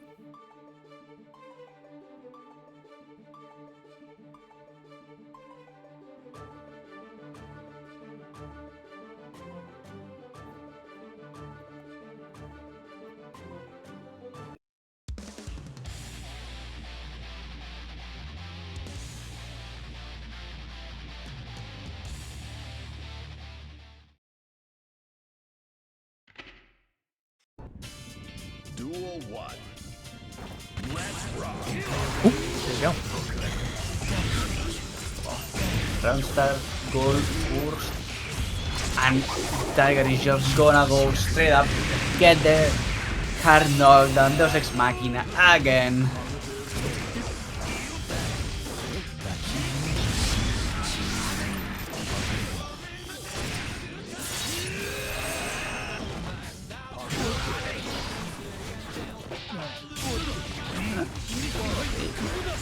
Oh, getting the setup. Yeah. Oh, BRC to get in, and there goes Sobeater with a bit of a hero burst, so definitely needs to make it count here. Oh, it's in a position to do it, but sadly, burst out for Tiger Pop, and now the curse is applied. The pressure is to do one bolt still on the chamber for Tiger Pop, and the 2K2D is gonna let him recharge and the roll up, the shot, and the knee. Set point for Tiger Pop. Absolutely. Trip to the wall, here we go, building up the tension.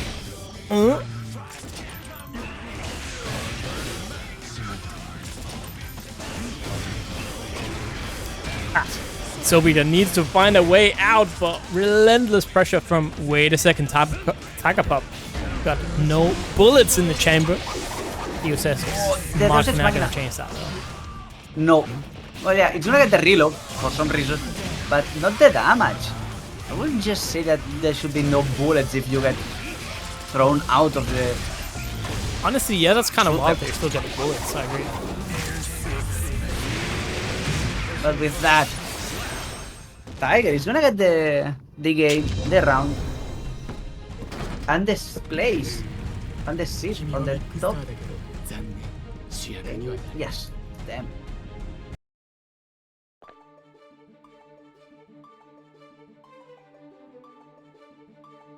All right. So, Tiger Pop taking out the Soap Eater. Eater of soap. Yeah. Very good display though from both players. Soap Eater, good showing, right? Tiger Pop definitely not easy player to fight. So I think we are gonna go back to actually Tiger Pop, because Sorani and Andros are having a couple issues on the matchmaking, so it's taking a bit longer. So I feel like we should just do Mineion up against Tiger Pop, or as he's known around these parts, Big Balls 88. I mean, those are some big balls indeed.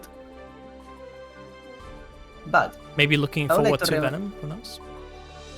Probably. But before that, before everything, before any match, I would like to still remind people that we do have that Matcherino still. Exclamation point Matcherino on chat. Easy for everybody. And as I told you before, it's everything as easy as ABC. Hey, click the link on the chat, or just put yourself Matcherino on chat. It's easy. Then go there, claim a code. It's gonna ask you to log in with any of your social accounts that are available, which mainly is, for the sake of the stream, Twitch is accepted, Discord is accepted, Twitter is also accepted, so you don't have any excuse to not log into Matcherino and claim that code. Absolutely. So make sure you thank you StreamPuff, thank you Namaniku, thank you Deknit, thank you Ali, thank you Shifu, thank you Envy, the captain, obviously Envy with that huge donation. And we're going to see that Goat Big Balls 88 on stream right now. Thank you, the Captain, Post Soul, Shady Naji, Void Mansa. Thank you, everyone who claimed the code. We've got 7 left, chat. How many people are we in chat? We're like 200 people almost. Makes no sense, right? I thank you, Maria. Appreciate it. Get these last couple of codes claimed, surely. Yeah, Be no it's problem. not difficult. We only need like 7 souls to go to the link and claim that code. Oh yeah. Here we go. Okay, and another code claim. 5 remaining, 4 remaining. Yeah, run luck. Come There on. we go. 4 more, chat. Let's do it before the next game. Yeah, thank you Come for on. playing, Gusto. Appreciate it. Always nice having new people in there, for sure. Love seeing it. But yeah, let's get those codes rolling. 4 more. Chat, 4 more codes.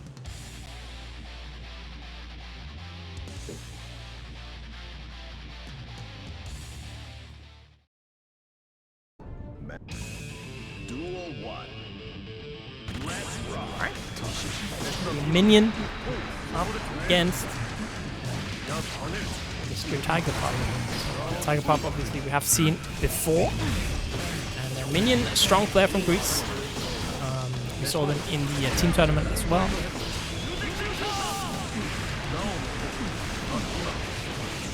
Now prepping the next, the new and improved Zando with that teleport to get to Eddie nearer and gets first blood against Tiger already. Eddie buffs already paying off. Am I right? It's kind of interesting, right, that we do have these saddle buffs, but I would always say that in this region specifically, at least, we have had saddle players, at the top for a long time, so it's not gonna maybe be that much of a difference, right? We had Shinki, obviously Mineion, obviously Sechi, right, still winning, even though Zando wasn't great, so it's same old, but just a bit of stronger Zando. And I would say more importantly, safer that you still rely on Eddie, but if you get boosted at the very first chance, so Eddie gets knocked out immediately, you're only going to get back to Eddie slightly damaged. Okay? And remember, having more Eddie is good for everybody except your opponent. Apart from that, Mineion already popping the wall with that Samboy, resetting Eddie again, getting that positive balls and knockdown, but Tiger is not gonna let him cook us for free. So gonna break the wall. Both players now even in life here, but it is Tiger Pop with a good start. We have one code left, chat, who's gonna be the final claimer. I bet Rexu didn't even claim a code. I think he already did. Yeah. It is actually gonna be Mineion taking that first one. Good job, Mineion.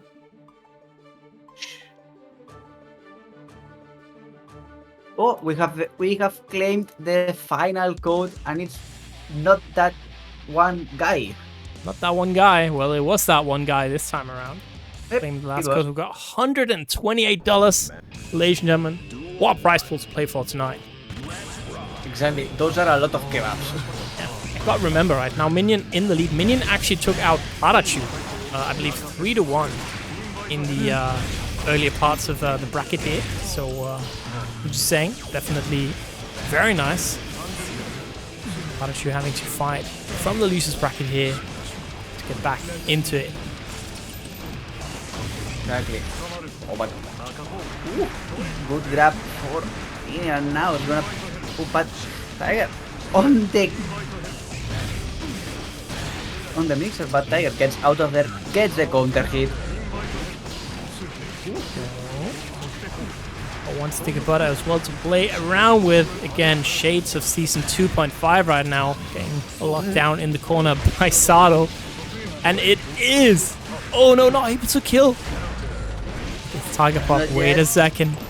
More important, yeah, had no bullets, need to resort to recharge and managed to do it in time. Getting out of there when he was at the brink of death. So now Mineion, strong round start into the command grab. Already eating a good chunks of Tiger Pop's life bar. I'm gonna get the Samboy, refresh Eddie because why not? And welcome to hell. Perfect for Mineion.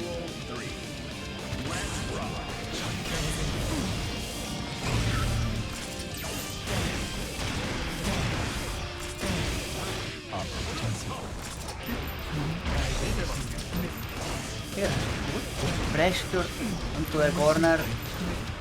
Relentless, oof, maximum 10, maximum risk for Mineion. But gets out of there scot-free, relatively.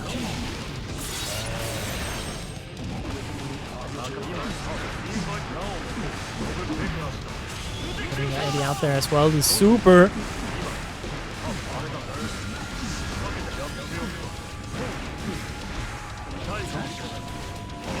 More pressure. Eddie's still not there. It's not yet there. Oh, I'm missing the air grab. Good boost. He's gonna put Tiger onto the corner. Evades the course. Tiger honors liver of hell. Absolutely, it's not looking good right now. One stick of butter for Tiger Pop. No way is he gonna get this comeback again. Going down 0-2. Definitely not a place you wanna be. But the PLT throw. I can't believe it, Mineion. Looking good right now. This is why, chat. They made 3. Was it how many Mineion movies did they make? 3? This is the reason. And they are for no, they are maybe 3 million, but they are for the 4th group, so a lot. Yeah, they are for the fourth. They are right now on the fourth group movie, so we can say that they made a lot of minions. Yeah. The Tiger Bob maybe thinking about that character pick, right? Maybe want to go to that a.b.a. Who knows? I see that. Are we gonna see? Oh, it is. Maybe color change? Question mark. Song change? Question mark. We'll see. Because as we all know, taking this moment to just take a breather. Nope. Same. Isn't that a different color? Same He was motion. definitely rocking a different color earlier, at least. Maybe. He was rocking the Just like blue before. Oh, big calendar.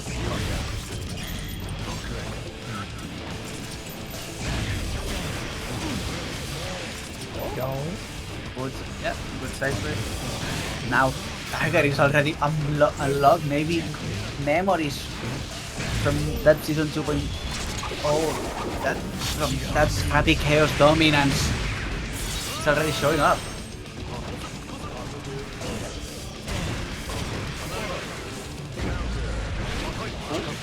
Counter for Mineion. But Bailey is not gonna go fast enough. The drills aren't neither. Oh, a beautiful mix-up mental especially from Tiger.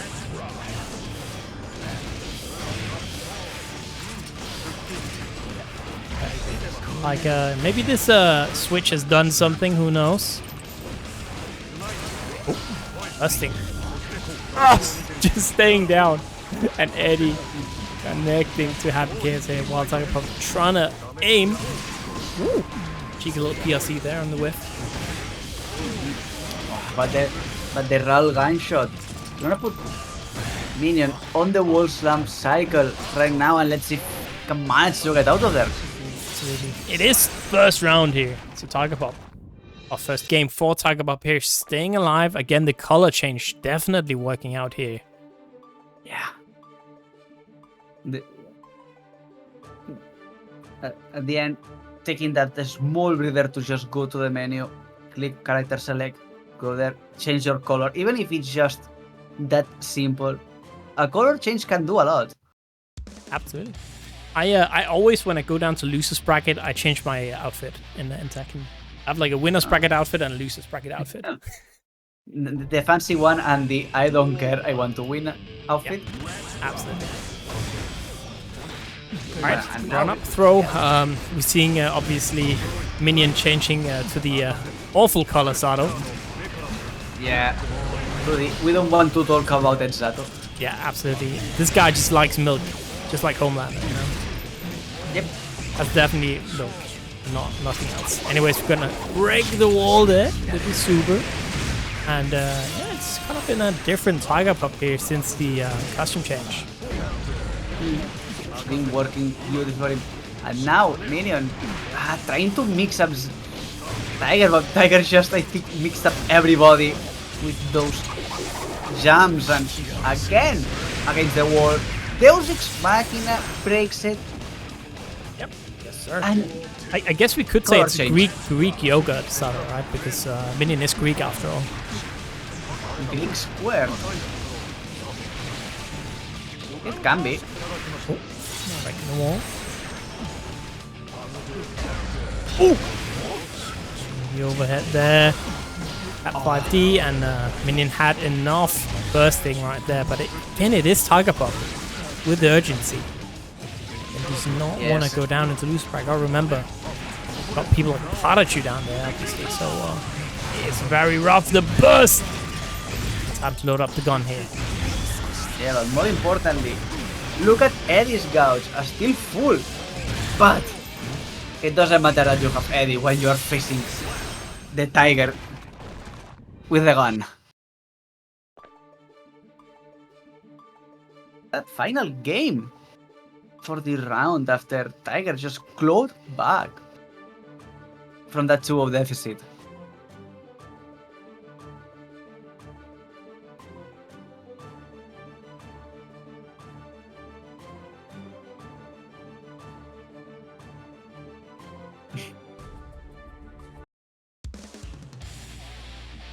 Okay. We are already loading into this final game. Duel 1. All right, let's go.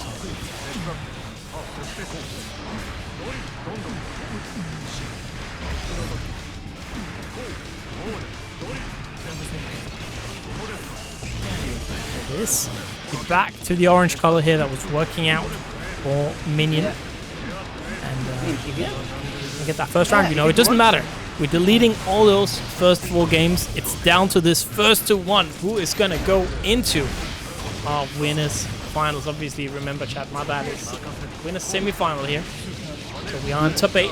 We know if this is gonna go to the final, and right now we got set point for Mineion. Exactly. Going back to the classic, to the Zando that see them win the games is just better than the god-awful white Zato. And Tiger is struggling a little bit this time. Mineion already getting a hit, the counter hit. Gonna get the wall stick, yes. The Sunboy also, yes. Positive bonus. Eddie's back. Let's see the Oki just immediately invoking the Impaler, the drills, the oppose. Ooh, wait a second, staying alive here, but it is Mineion with all the pressure. Oh. It's a hit, and one more hit will do it. Tiger Pup cannot block. Mineion is moving on to our winners finals. Sending Tiger down to losers. What an upset as well. I mean, not really that big of an upset, but I still say that it's a big upset, but oof. If you're saying that he can meet some interesting opponents, possible opponents for Tiger Pop, okay? Yeah. Very nice there. Guessing of Patata, okay? And then it's Ash versus loser of Andro Sorani. Not bad. Bad at all.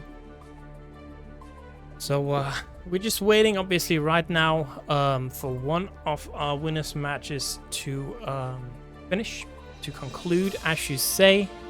Let me just take you through a stroll here of the bracket, seeing what we got going on. So we got Andro Sorani playing off stream right now. Winner of that is going to go against Zando on stream. We got Mr. Mineion here in the winners bracket, winners final side. On the loser side, as you said, we got Patata returning to Strive. I haven't seen Patata in so long. It's definitely nice to see them back. Against GuessingGame here for a spot into losers top 8 on the side of Tiger Pop. We got Ashes, another one I haven't seen in quite a while. Very strong Happy Chaos last I saw them.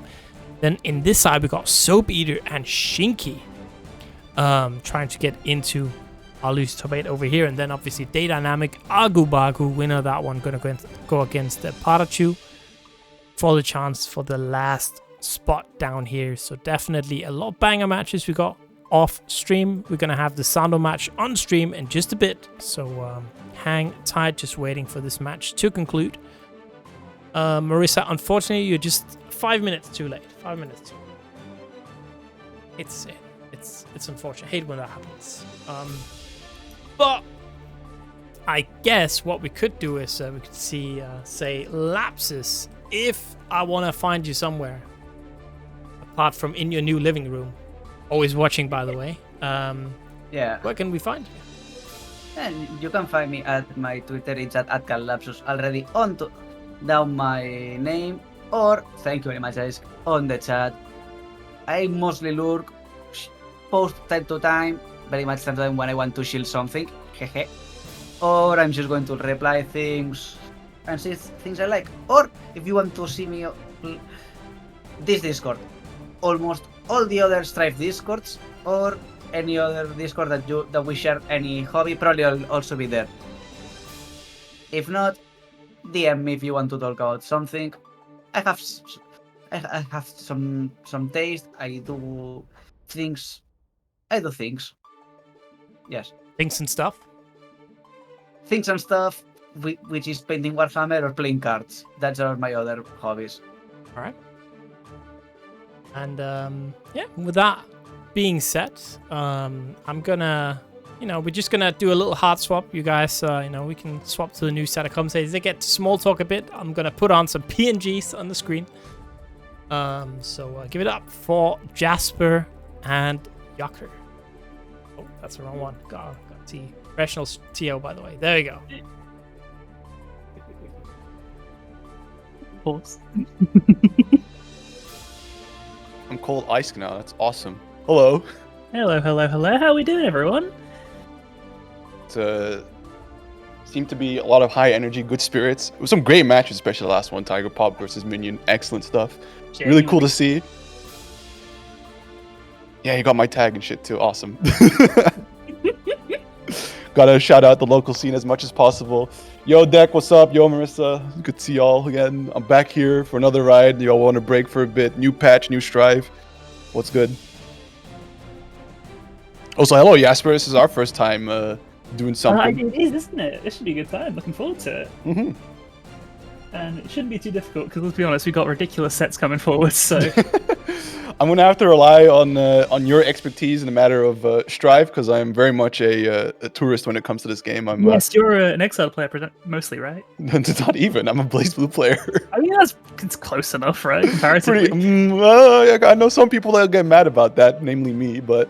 No, yeah. Usually my commentary circuit here on Salty is for Xrd. At least that's where I got my start with doing business here on Salty. And then for the heck of it, I thought, why not just jump in on Strive once? I saw it was an empty weekend or empty Tuesday, and then since then, game's dope. So I hung around.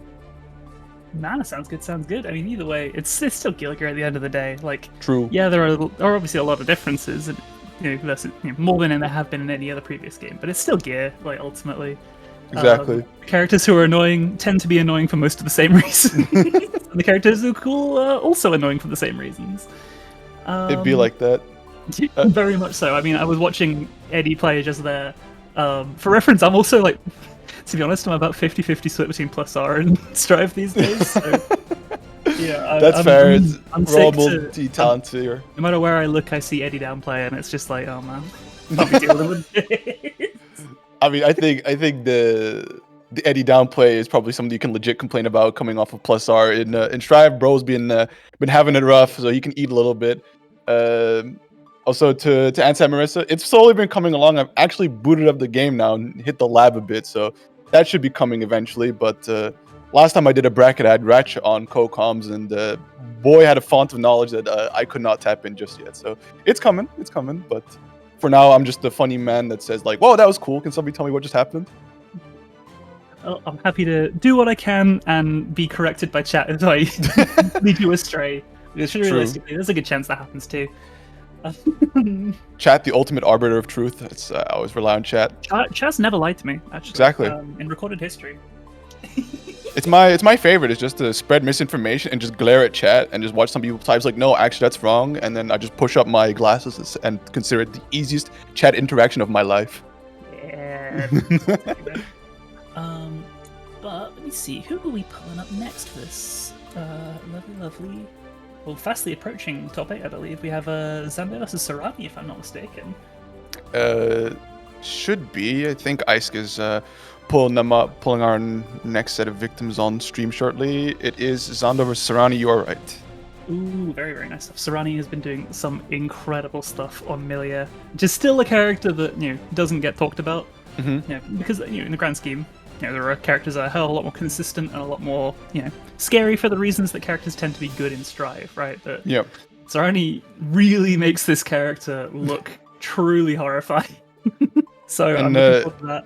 Yeah, I look forward to seeing if Sorani is able to close the gap on Zando, because the notorious Asuka character with the social distancing techniques of just chucking cubes at you and keeping you at a distance until he decides it's the correct time to go in your face and run some mix. So they are good cubes. The good cubes. So if it's up to Sorani, and interesting to see how they'll be able to navigate through that and inevitably run the just Millia vortex. But until then, I think it's going to be quite a bit of patience, a lot of pressing disjoints into cubes, and slowly crawling your way, and then finally tasting the sweet disc oki. Mm-hmm. It's Millia is definitely a character I think also who they're not a character who actively changed really much in the slightest in this version, but also they are kind of like tangibly weaker than they used to be because of the changes to the wall breaks from Ball Assault. They're gonna have to find their way in again as soon as they do that wall damage. And, Yeah. Millia's damage has gotten a lot stronger in recent versions of this game, but it's still nothing compared to, Asuka at full speed. Like, that man just pelts you with so much, and you can't burst and you can't YRC. Or at least a lot of the routes you can't burst and you can't YRC, and you just watch your health bar just deplete. So it's a little bit scary to be forced to kind of reset back to neutral after you get a couple of opportunities as Millia, because that's really antithetical to like the classic design of the character. I literally said she has damage buffs. Eat my ass. Goodness gracious. She does a bit more damage, relax. Shall hear you say this character got damage buffs. It is less damage than Asuka. It is what it is. Get on the mic if you want to complain. It's all about them resets. You signed up for it. Don't lose at CSS. I didn't see you popping up when I was asking for commentators, so it is what it is. Now you lost your chance to downplay specific characters and upplay others. I messed up because I really don't like Millia, so this feels like I'm in a weird circumstance there. But oh my god, they're calling you out straight away. Commentary bias? Surely not on the professional scene like There's Salty. never been any kind of belief that I was anything other than toxic. Also, Rex was a RAM player, so they can't have an opinion on Millia. It's just how it is. The matchup is wonky. Yeah, so right now it's just waiting on Sorani to pull up. They did say about 2 minutes ago that they need 2 minutes. So I'm assuming another 2 minutes for that. Yeah, should be no worries at all. We're on a pretty good schedule at the moment. We're about 2 hours into this, and we're fast approaching. Honestly, we're fast approaching winners finals at this point. Yeah. The winner of this set will obviously be going up against our not a surprise pick, but still definitely a incredible performance from Mineion. Beating their way through a player as strong as Tiger Pop to be sitting in winners finals. 6th seed is always a wonderful thing for me. I think it's just always a positive sign for what a community is at or where we're at as a scene. Right. Obviously, EMEA is a massive, massive region, but to be able to have players who not have players who are completely untouchable at all times, people who are fallible and can be beaten by those who are generally considered lesser players.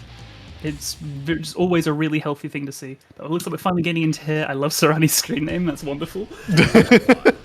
Cloudflare, Pog. See where the round start goes off, and immediately Zando backing off and just going like, yep, cubes. Yep, it's the way to be.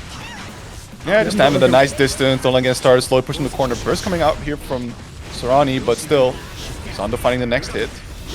It's always worrying when you see the burst pop and then 5 or 10 seconds later you're back in that corner again, because that's just really a worrying time, because that means you're not exerting that opportunity and you're being forced back into the exact same situation you just burned a huge resource to get.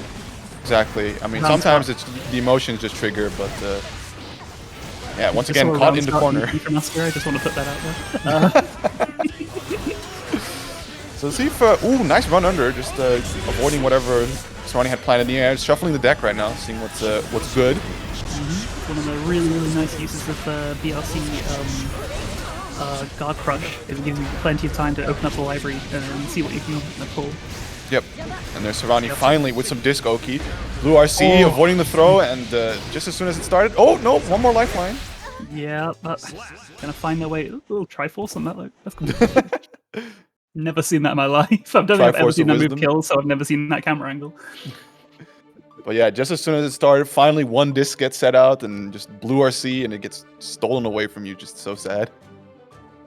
Yeah, that's a bit rough. And it's pretty much similar to what we talked about, right? Where it's like Asuka is absolutely just going to be dominating the neutral, and it's really up to Sorani. If they're going to find the hit, they have to absolutely maximize it and never let go. And that's a really hard task in this game. Especially you have to deal with that one reset, right? Because they're going to have that burst to at least your one time you get in. Absolutely. We're looking We some have cubes. There's a lot more yeah, cubes. more for that. cubes. And there's the gravity. We're about to get some more crazy cubes. Look at that Oh thing yeah, this flying is, I all think over. it's very hard to predict. And there's teleports as well. Are some of the scariest teleports you will find in any fighting game. Oh, It for is sure. truly a menace. Ooh, very nice stuff with the Capel. Oh, fortunately, it might have been a misinput there. Yeah, a bit of an interesting start, but it seemed to get some. But how are you supposed to approach this? You're not. You just gotta sit there and cry, I guess. Shuffling the deck now, seeing to look for something nicer, and there's the red cubes again. Still stuck in the. Oh, never mind. Seeing the Millia hair card just get popped straight into the vortex. Just scooped right up, and we're back here, but finding the hit, and immediately red are seeing to get some form of extension going. Looking real nice. Of course, there is the problem also, we were talking about damage, but the other important thing to consider is that Asuka has a very, very weird time when it comes to damage. Because of that shield, they are so tanky. Until they're not, this is a huge opportunity for Sorani. If they can crack a hit open here. But look at the defense from Zando, just not opening up. Unfortunately, getting hit by the leg. Still stuck in the corner. Should be absolutely the round. Yep, they're not going to burst out. That seems like a reasonable call from Zando, not trying to hold on. Zando apparently from the UK, I just realized. Oh, fuck. Mr. Ice. Anyways, no, but amazing defense from Zando there, even just on that stressful situation. Now finding the hit, immediately going for the throw. More cubes, just hold this, stuck in the cube. Yeah, and just putting up these 6Ks, kind of just pressuring these lows from so far away, being supported by it. Yeah, and also just notable, the moment that Sorani gets any closer through any means of like air dashing, Zando just teleports under. So it's like, oh, you're going the wrong way, silly. It's so clear how comfortable Zando is on defense and just how to like use system mechanics to kind of get their way out of circumstances. Because I mean, they've played Ram and they've played Asuka. So for the most part, they have not had any kind of like, you know, overwhelming, amazing kind of get out of jail free cards while they're getting up. So they have, and at the level they're at, they just play such incredible defense. And making it, if you're making a character like Millia look like they can't open people up, you're in a really, really strong position. Exactly. I think that's a little something you can add to your repertoire if you're trying to sort of improve in fighting games in general. Is just pick a character that doesn't have a DP at all, and just deal with the situations of blocking, and you will start picking up and then applying it to your other characters. And the DP might be a little bit more selectively impactful. Yeah, it's a completely different skill set because it completely shifts the whole like dynamic. Even obviously DPs are the hot topic these days. Yeah, they're just Street Fighter DPRC. DPs now. I'm gonna be real. They're just Street Fighter DPs. It's not hard to just use a spinning bucket, but it is what it is. It is what it is, and just like it is, cubes stuck in Sorani's face, just not finding the way out, not finding it, and teleporting into himself in. Blocks, but it's just such a complicated procedure to keep blocking on. Oh. And also a really cool mix-up in there. Very nice. Zando here on set point over Sorani. These characters are really genuinely hard to even see what is happening in those mix-ups, and it's not from like any kind of lack of visual clarity, it's just that teleport is that fast. Yeah, I mean, then of course, like you said, the visual clarity, just littering the screen with stuff. Yeah, just gonna burst that out there with a very extended combo potentially for Zando, so just not gonna take it. Ooh, blocks the right side cross up. Yeah, nice tech, and immediately red cubes catching any air dash attempt. Goes back into the corner. Nice, but unfortunately puts himself to the corner, shuffling the deck here. Oh, that's so much damage. Mold to death. Yeah, and Don't that's listen to Rexy. and that's all they wrote. It's a very short book there. I'd imagine there was more pages, but that's 3-0 for Zando as they will knock Sorani down into the loser's side into a very stacked and, of course, Wild West of seeding. Zando will be... Was this the winners? Oh, no, yeah. So they should be moving on to the winners finals here to face off against Mineion. Or Big Balls 88, as we know. Exactly. But I think before that, we're going to be getting some loser side matches. And I think up next we have... Is that PatataSalvaje versus Andros? I have to get used to some of these names still. That's the other thing, right? One half learning Strive knowledge, the other half learning all these player names. It's going to be a great million time. players you've got to kind of digest. And there's like, oh yeah, and then there's, you know, of course, you know, Patata, I believe is a player that had been playing and then took some time away. Don't believe I've seen their name in a long while. Andros is the complete opposite. They are a more than familiar face. No, Andros I've heard of. Potemkin nightmare. In this house, we love grapplers. Ain't that right, chat? You know. I'm gonna see some really angry reactions. When the time calls for it, I can appreciate a good grappler. Other times, you know, it's a nightmare walking on Earth. However, Have you ever we played did have against the Iron Andros Tiger and Blazblue Blazblue? go earlier.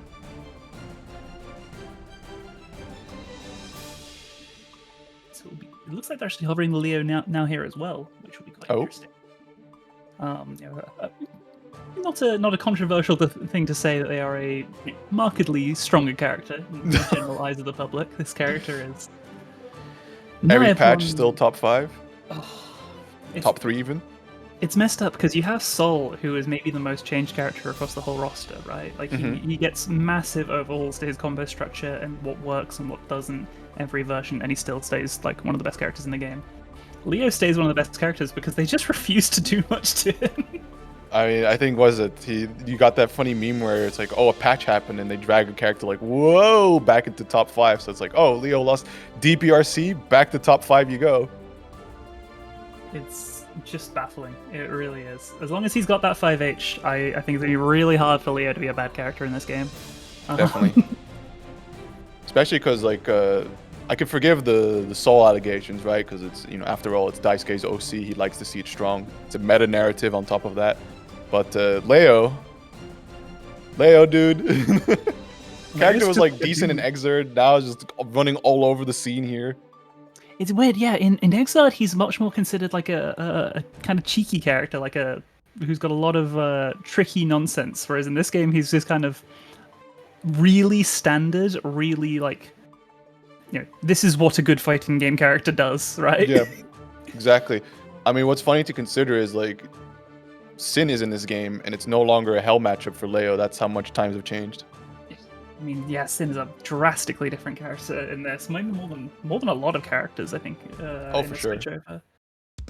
Thank God for the Elfeld redesign. But here we go. Okay. Andros on the Leo versus Patata on the Johnny. Oh, goodness gracious. I do adore this new version of Johnny that we've got. Because he was just a little bit sad, you know. I mean, you can't just not have Johnny be a good character, right? His intro perfect, does it? Of course. He's a lot closer to, you know, I quite like the level of like how he seems to be at from first impressions this match. It's a lot closer to like a plus R Johnny than a. Oh, I mean, you don't ever need Xrd Johnny again. So currently, players kind of going pound for pound here, but Patata finding the RC extension and the wall splat will be getting that not hard knockdown, but positive meter bonus. So I'm really happy about that. Oh my goodness. The RC forwards flash kick is a wonky time to start. Oh, guys gonna need to cross that. Oh no, just especially if your normal's just held hostage. Damn, footsies. Yeah, 2 bars available, but actually using the DP as a DP. What in the world? That's 2 oh, bars. that's an expensive reversal. Still finds the throw, puts Andros into the corner. Ooh, the shimmy doesn't get bitten on by Andros. Staying very, very principled and patient. They are getting chipped away here. That's going to be an RC. Really don't burst here. Oh my god, he does. The hero burst here. Gets the RC hit anyways. That feels like a wild burst, but you know what? If it works, it works. And if you get the first round of the set, absolutely no complaints. You just won the round. It works, right? No more haters. That stance cancel into 2K is just one of the most scary things to actually take a chance on and interact with. Ooh. Just grabs the parry. I always appreciate that. Yeah, just keep him honest, keep him in check. Doesn't quite get the guard crush because card a little too far away. Still stuck in the corner, just slides up and throws you. Add new dash. That's 2 dashes. That's 6 frames faster than it would have been last patch. With the 3 frames shaved off of every dash. No, very nice. And there we go. Super coming out. It's going to be the only source of hard knockdown that's remaining in this game, as well as positive meter bonus. Quickly building up his burst back. Nice backdash. Red RC for the extension. A pretty one as well. I would appreciate those IED routes. but it's very scary how Johnny's dash has gone from absolutely like categorically the weakest to now one people are genuinely kind of concerned about. This thing is so fast. Johnny is so back. He really is. He's definitely not a contender for one of the strongest characters by any means at the moment, but he is genuinely back in the roster. And everybody will learn to spell his name, but still, despite the DP changes, Andros not afflicted, let another one rip as well. That's one thing, you really can't do those cheeky throw PRCs that you used to be able to on some of these characters, because you can't just throw the uppercuts anymore. That's one of the one kind of compensation change. So there's like this beautiful TK Mistfinder to close out this first game. Exactly. Very nice. Both players going quite even, but that last round definitely more Patata favored. See if Andros can make the necessary adjustments, or... There's always a big man who would come out. No, sticking with Leo. I can more than understand why you wouldn't want to play pot into Johnny, don't get me wrong. Yeah, fair enough. Not a classically favorable one.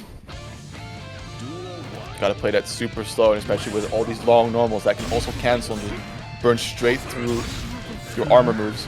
You'd rather not. It really is noticeable just how much better Mistfinder is as well, in terms of both the actual application as a neutral, but also the reward you get off of being correct with it. Yeah, also the counter hit reward now.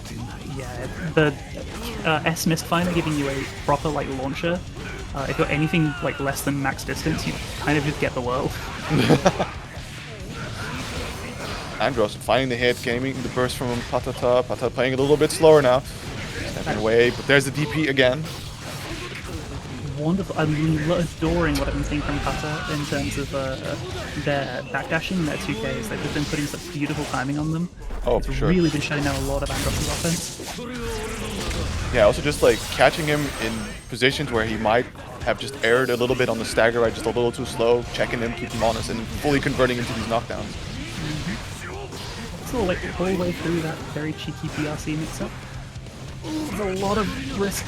Not that it really matters, because Leo died at any hit at this point. There's the guard crush. Oh, still DP's on the guard crush, and that's going to be a huge counter hit. That should be an easy kill without much difficulty, very much so, even with a 5p ender for reasons unknown. Just to keep it cool. That Johnny backdash is so incredibly good. It has such a ridiculous frame data for how much distance he covers. It's very atypical for backdashes in this game. There's the burst from Patata and finding another throw, just showing who the real grappler is. That route after Johnny's throw there, when you backdash IAD JH, is a safe jump, so if Leo's going to go for those upcuts as they have been, they are going to actually kind of explode these days, even with a ball. You know, I think it's one of those trends you see with grappler players when they go play a character that has a reversal to like a DP, just how much they enjoy the little freedom they have to just let it rip. Honestly, anytime I see someone who has only played metered characters with metered reversals, the first time they either play a character or a game that has free ones, you will see chaos incarnate, because they just don't know how to act. They are nightmare people. I mean, they haven't felt the sort of risk reward of just throwing out your DPs as a common tool and then eating a hell of damage when it gets blocked out. So they just thought yo, this move's OP and it beats through all my cool shit. It's time for me to let it rip for once.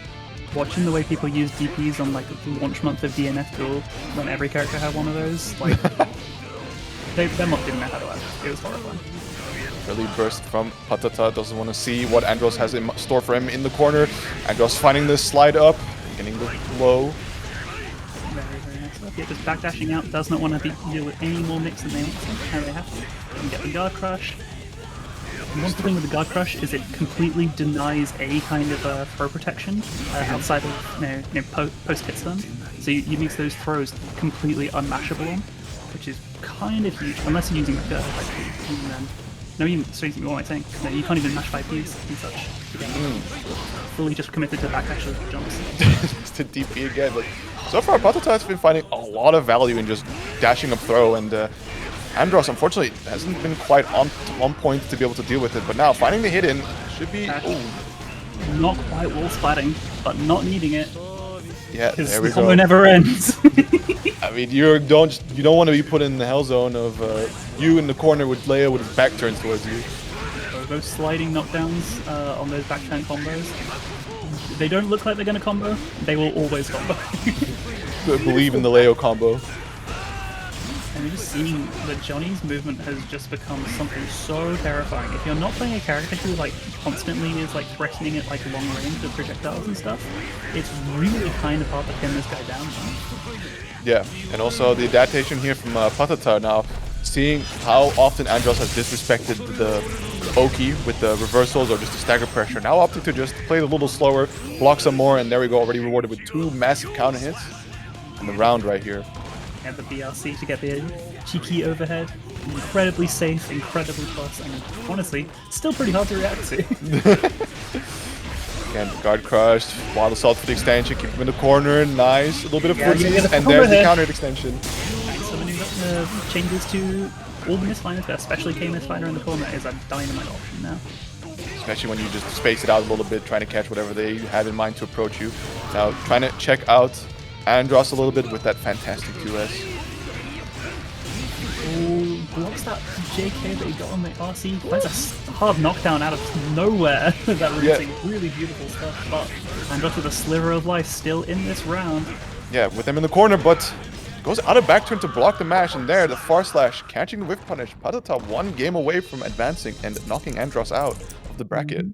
If there was ever a Johnny interaction, it's being just a hair away and getting far slashed. Oh my god. You just whiff a bun and Johnny goes like, nice, far slash. I miss that move being crouchable, I'm not gonna lie. I think Soul could still 2D it. I think he can, yeah. 2D is definitely not the low profile it used to be, but it works in certain things still. Rest in peace, anti-air 2D. On release, you could still 2D to safe jump time. It was they took that out there. That's OG stuff. We got early burst from PataChu, doesn't want to let Andros get started at all, wants to maintain his momentum there. Also an early response from Andros on that burst.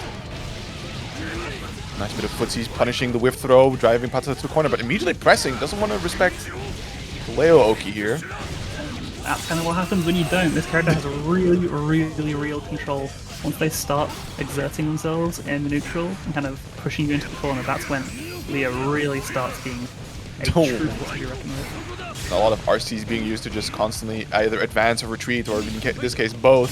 But definitely, it really shows how, like, you know, both of these players very much respect how terrifying each other's like play is and how important even one single touch is going to be. Right, but I still think that you might want to be spending that RC to get closer to a character like Johnny, especially on Leo, because the longer you spend trying to play footsies like this, the more chance you get PataChu to get hits like this and hard knockdowns off the supers. Yeah, very much so. And Johnny doesn't unfortunately get a safe jump on Leo in this situation, but they can just walk up and throw who needs it. Oh, beautiful stuff, cleaving their way through. Yeah, haven't seen that in a while. 2 bars on Johnny's side. PataChu really could just, yep, I confirm that. Yep, no burst will be going into potentially the final round here. PataChu on set point. Looking fantastic, to say the least. Oh, catches the backdash with the close slash. That was so genius. I was getting thrown there. There we go, nice mash from Andros and an early, nice aggressive burst from PataChu, trying to keep Andros close to the corner, keep him on that space out, and then again, another dash up throw. Just the mileage of this tool so far. I don't know how he is in Xrd, I'm not going to lie though. No, at least in Plus R, this character is considered a grappler sometimes, and I'm seeing it Oh, here. absolutely Xrd. He's a grappler, and he can also just combo off his throw. Ah, yep, same in the Nkatsu compliments in Plus R, terrifying. But this is all looking pretty good for Andros this round. This is a different... No Nice RC. stagger, and there's a reversal. That's my name! Spell it. He only knows one letter. May didn't teach him the rest. Oh, but this is an unscaled combo. There's going to be so much damage. Oh, unless they drop at the very end. There's another throw. No RC to confirm. Yeah, look, the stick of butter, and whoa! You just challenge the super. You're deranged. They had to do that because there was going to be an RC into a genuinely terrifying mix-up, or they just get a guaranteed side switch into back turn stance. So really good call-up, but it's so scary to actually contest when that super is just kind of stomping towards you. I mean, in fairness to PataChu, he had a lot of health to play with, right? You could just utilize that resource to... worst case scenario, I think he still had burst on deck even, so he would just have to hold potentially a bit of damage and can burst the Oki, whatever, but all the odds just seemed all in favor of Patata to respond how he pleased into that. But unfortunately, that's all we're going to be seeing from Andros, as they did make it very comfortably all the way through to top 8 here, but sadly, this will be the end of their run. Seeing 4th seed, 18th seed, though, is quite an impressive feat. Patata will be moving on to fight Tiger Pop next, which will also be a quite difficult one, but, you know, looking pretty solid. Exactly. Up next, we will be having Soap Eater versus PataChu. PataChu we haven't seen on stream so far. Same with Soap, of course, but PataChu being sent down to loser side by, I believe, it was an upset. Soap earlier. It might have been quite early in the bracket, but I believe we saw Soap. I think it might have been Mineion. Maybe my memory is failing me. I'm old these days. I mean, that's what the commentary booth is for, the retired people like us. Can't react to overheads anymore, we just comms. Is what it is. It is what it is, but here we go. Soap Eater on the Johnny versus PataChu on the Sin. 2 characters, elite long-range martial prowess. PatataSalvaje is definitely a player who is no stranger to incredibly high levels of play, one of our most accomplished players in this region, especially with that combo breaker performance. Exactly. Unfortunately, due to health issues, not being able to make it to EVO, but nonetheless, here they are, showing up real nice and comfortably in top 8. Anti-air close slash on Sin is a true menace. That thing is just gigantic, and you get the full suite of combos, anything you would like. Exactly, and plus with the Wild Assault extension, just getting a whole lot more. Oh, just look at the movement coming out here from Soap, just going back and forth. Nice big stagger. That's going to be the kill pretty comfortably. Yeah, just barring any uncharacteristic drops, wall splat, and there we go. First round going to PataChu here in game 1.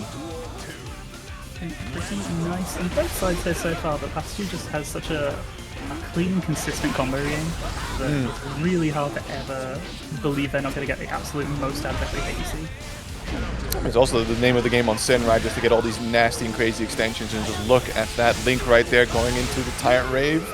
Yes. They are. I don't know the last time I saw PataChu not hit the clean hit on that. It just doesn't happen anymore. Hey, I mean, you want to be a premier Sim player, you're just going to have to hit those, and that should be the first game going to PataChu. Yep. PataChu RC'd that before there was any visual indicator. That wasn't even a reaction. It was just, oh, I know, it's just going to be here. I mean, I think definitely Soap was just stuck in a damned if you do, damned if you don't type of situation, and PataChu just completely capitalizing on that. But I think as of late, I have noticed that, because initially when Slayer came out, Soap was definitely a believer of the character, but I think now probably back to full-time commitment under Johnny, especially after how good Johnny's been eating in this recent patch. And everyone was very positive on Slayer for maybe understandable reasons, but it's hard to not play Johnny this version, I can't lie. You kind of just you boot up, try to practice, and you just find yourself on Johnny, and like, how'd I get it? I just can't remember, but we'll take it, just as PataChu is taking all this mix, pushing Soap Eater slowly but surely into corner. Nice, getting the low stomp, scuff those Jordans. 6Ks are so scary to contest. You just really have to like convince yourself no, but you actually just have to press here. It's terrifying to go like Sin. Exactly, and just look at all the RC usage here from PataChu. Earlier, right, throw whiff, immediately PRCing, but Soap now finding the hit. Up into the hard knockdown, catches the throw tech attempt from PataChu. Not going to fully convert onto the wall, decides to get a reset, and Orc is just going to cleave straight through any kind of mix that Soap was looking for. Couldn't be Xrd Hawk, but here we are. Both players with half a stick of butter. That's the extension. No burst on the side of Soap. We'll have to hold this. PataChu claims another round, moving into the next one with burst on deck, and Soap close to theirs. Been really good for PataChu so far, and a pretty big climb at this point for Soap Eater to claw this setback here. Never not impossible by any means, but with every hit, it's getting a little bit more scary. Yeah, with every hit, and also soon potentially to be another game, quite the mountain for Soap. And again, utilizing resource, but there's the double dash up throw. It's so good now. Oh, nice, beautiful! That looks so cool. No one can tell me it's not. Oh, a little too far though. You get the card. I'm complaining as you might about Johnny, the character is just too swag, but here's the reversal. He does get blocks. And BGRCing, gets the L, 2Ps, drive him all the way to the corner, check the jump, YRC. very minor on that situation. It's not punishable if you time it correctly, but it's not your turn anymore. There comes the Tyrant Barrel. And that's all. So wrote for this game as PataChu is one game away from also eliminating Soap. You know, the player being on loser's side. That's just how stacked it is. The players you normally expect to be on the winner's side later on is down here, It's gunning always a for their terrifying lives. thing. Yeah, it's a terrifying thing with upsets. Like, it's like, oh, sick, wonderful, and then you realize how many people are about to get their lives ruined by these high seed players who have just dropped down. You thought today would be the chance to make it in the funny top 8, but unfortunately, massive turnout today, and also a lot of good check-ins. We go into game 3. Actually catching him in the early burst from Soap. And again, oh, that's just gotta hurt. You burst, and PataChu immediately finds the next hit, driving you all the way to the corner. Very, very scary. Wonderful 2S there. Great opportunity. And just dashing under whatever PataChu was kind of exerting. He managed to force their way to the corner with almost no hits. Yeah, there's the Hawk. Ooh, chuck him back into the corner. Health pretty close to equal, but there's a lot of meter on the side of PataChu, and there we go with the Tyrant Barrel. A low crush on that hoof stomp around that 2K. The Soapleader has been relying heavily on 2Ks to contest. So just using that kind of hopping overhead to just completely destroy it, that is really scary. PataChu now on set point. Yeah, very strong. Just a run-up throw. Look who's the grappler now. It's me. Soap is stuck into the corner. What if every special move I had a command dash attached to it, you know? Exactly. Just going for the eat there. We don't see that one a lot. No, I mean, you might as well, right? There's no downside ones to my understanding. So they're so underwhelming in this, the buffs that you get. There's another block burst, and that should be curtains, if I'm not mistaken. Yeah. Ooh, no, just one more interaction, but the 2P mash will do it. As PataChu eliminates Soap with a clean 3-0. I don't think you dropped the round. Or don't put that evil on me, I can't remember off the top of my head. Either way, that kind of says a lot about the dominance of the performance regardless, that we don't know. Yeah, it was all a blur. Suddenly PataChu 3-0. We're like, huh? Whoa, what? Did we see an epic game? If there's any one character who can really manipulate the tempo of this game, I think Sin is one of the best contenders for it. Because they can play very defensively and very carefully if they choose to. Or they can be like a rocket. They can really play at either speed, and they're very strong. They're obviously stronger as an aggressive character. Yep. And you're having those like long-range pokes, not as long as they used to be in games prior, but you still can play that game, and it forces you into really terrifying situations. It'd be like that. But speaking of terrifying situations, up next we got Patata versus Tiger Pop on the Happy Chaos. It should be a damn good one.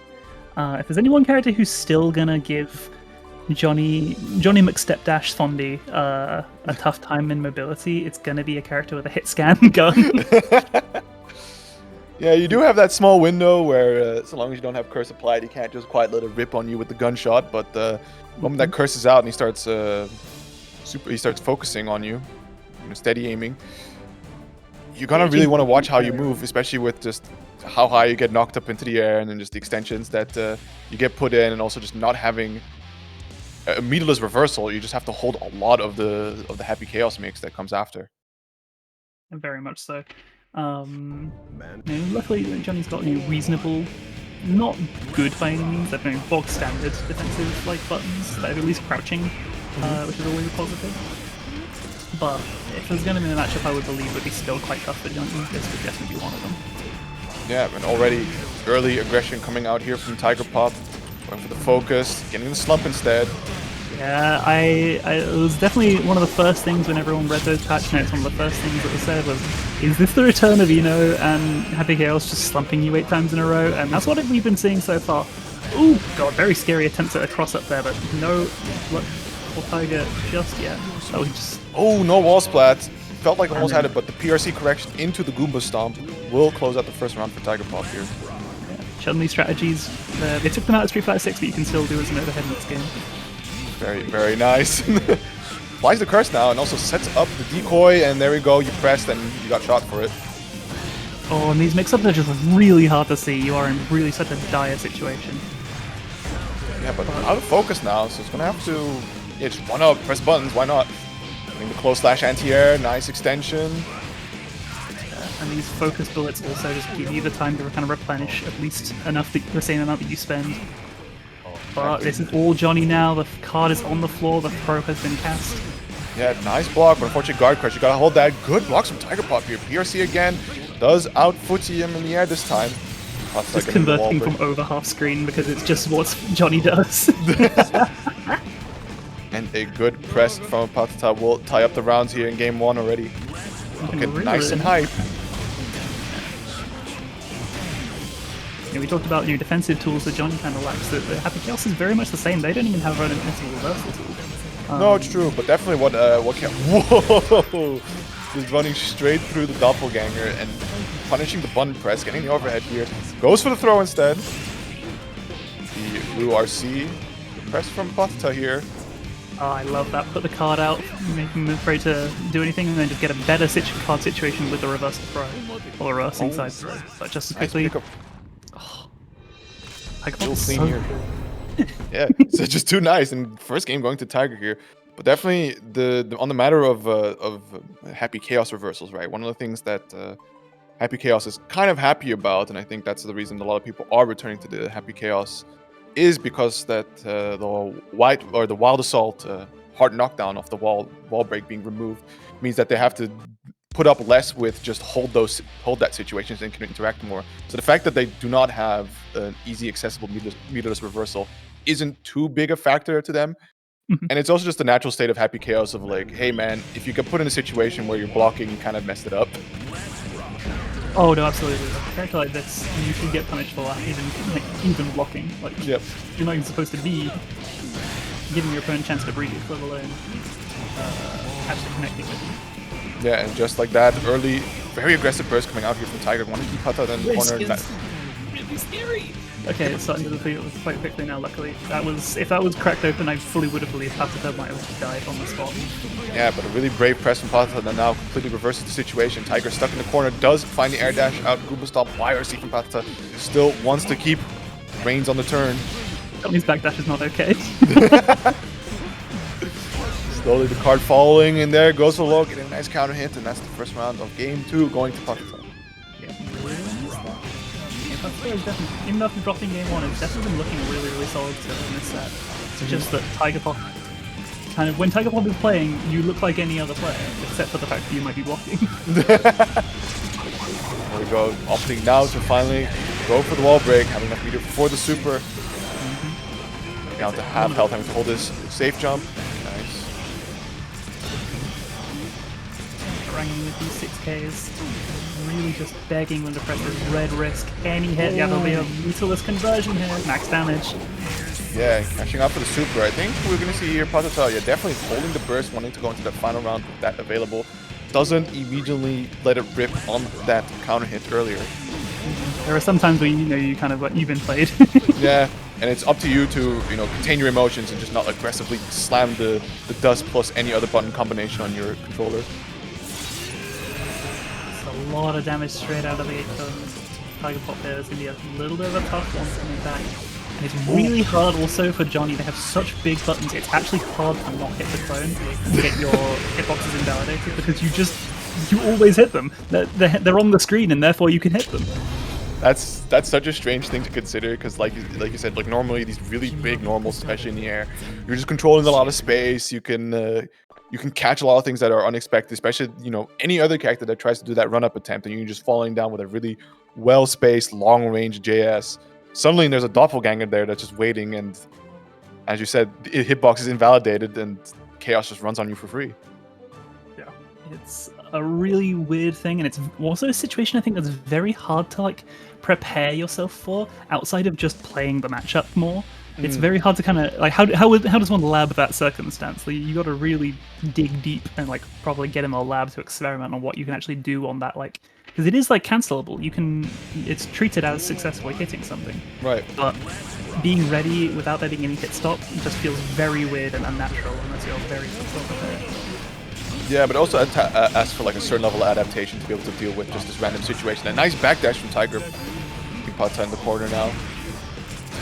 Just as quickly with this damage, even though they're not even hitting, and once they hit start, they don't stop. Straight onto the wall with the Deus Ex Machina. getting that focus in, getting those bullets back, just a sliver away. 50 meter is on deck here for Patata. The headbanger to close out the round. Tiger here now on set point. They got the tunes on. And listen to this peak Guilty Gear music. How could you not 6P? Got that throw into the corner. This is like ideal circumstances for Johnny. You couldn't ask for better. Yep. You know, Grey Beat combo might not be real, but the damage sure is. Burst coming up from Tiger Pop finds the hit now, driving you all the way to the other side. Just what this character does. Focus into Deus. We've seen it before. We'll see it many more times. He's got bullets. He's got getting all like it's just how this character runs. Trying to bait the burst, and Patata aware of that. Immediately challenges for the turn back. One up for the grappling. Actual throw tech, very rare to see. Oh, that's a huge conversion. That's everything. Yeah, there we go. Beautiful pickup. Good gracious. Yeah, very nice here for Patata. Staying alive, but still, nonetheless, Tiger Pop is on set point. So Patata is going to have to win this one to be able to stay alive in this bracket, no less, because surprisingly, Tiger Pop also here in loser's side. Yep, despite all odds. Oh, the rolls are coming through. We haven't seen it all set. Yep. It's terrifying 50-50. Burst coming But up it will for tell you Patata. that 21-way mixes. Exactly, but nice block so far, but unfortunately caught pressing in to the gun flick. That is one of the scariest counter hits in this entire game. Yeah, and now you're stuck in this situation where you just can't quite press, and just like that, another doppelganger, and again, pressing into the gun flip. And that is all that was written. Patata being eliminated by Tiger Pop 3-0. It was a very, very strong showing in all of those games, but Tiger Pop is just a player who is very hard to close games on. There are a few players I can think of that will 3-0 you so consistently, and you feel like, I kind of feel like I don't know. I feel like I played pretty damn well. And then you look at the scoreboard and you've been trounced. And you're like, it doesn't feel right. They're so good at sticking together and sticking in it in those final hit situations. They just seem to always win. Yeah, it's really tough, especially with just like how much of a pseudo puppet character Happy Chaos can be with that gun. Just constantly being trapped into crazy stagger situations. But speaking of situations, Sorani here versus PataChu immediately starting off with the counter hit 6P. I'm gonna say that's the most sin thing I've ever seen. I mean, that button is just real nice. Oh, yeah, catching out that kind of attempted close slash with the Capel. Capel is one of the strongest, most important tools in this character's arsenal in this game. So we're definitely going to see plenty more of it. It's one of the only it's an amazing way of forcing DPs to whiff, which on a character like Sin, you absolutely have that ready for. Oh Exactly. my Nice god! blocks. Still, again, the Capel finding the hit, setting up the disc here. Very close to finishing off the round here so far. Nice blocks, and there's the Hawkbaker. And that full conversion as well. Into the RTL. Yep, that's going to be a big old dancing. I'm not going to spend the 100 bar unsurprisingly, but still have plenty more where that came from, and that should be the round nice and comfortably. Yep. Forward burst even comes back. Well played from PataChu. Finding the overhead immediately. Aren't seeing it for the extension here. Both players might as well just say they have burst here on round start. Sorani finding the early hit, driving PataChu all the way to the corner. Now this is the deadly Millia situation they love, and burst coming from PataChu recognizing. One of the scariest things that's kind of weird about Millia in this game is that they actually have an incredibly strong neutral game. You know, they've always had that amazing backdash, but their ability to whip punish is so horrifying. We saw it there. They kind of just like hung back just outside the PataChu's range. As soon as you saw a button lift, they took a mile away from it. But Exactly. now it's PataChu's turn. Nice, finding the overhead again, going for the stomp here, trying to scuff those Jordans, run up throw, still burst on deck here for Sorani. That's the winger. Yeah, they have got 2 bars. So... Oh, it clashed! Clashed! No one was ready for that to clash. Yeah, definitely, because I think he could have tried to cancel into FD there, but ooh, nice air throw off the Capel. Footsies, and the bait. That's gonna really, really hurt. Oof, and also Millia with the lower defense rating amongst other characters due to just nature of being one of these fast mobile characters, catching the TK bad mood. A little too high on that J to get a conversion, but just as quickly, that fast slash on counter hit, you get that, you are always getting conversions these days. Thanks to the Mirage changes from, God, seasons ago now. Fair enough, nice throw tech. God, just playing off footsies, and there we go. The command dash right up into the throw. Sets up the disc, tries to jump out, but gets anti-ed with that deceptively high close slash.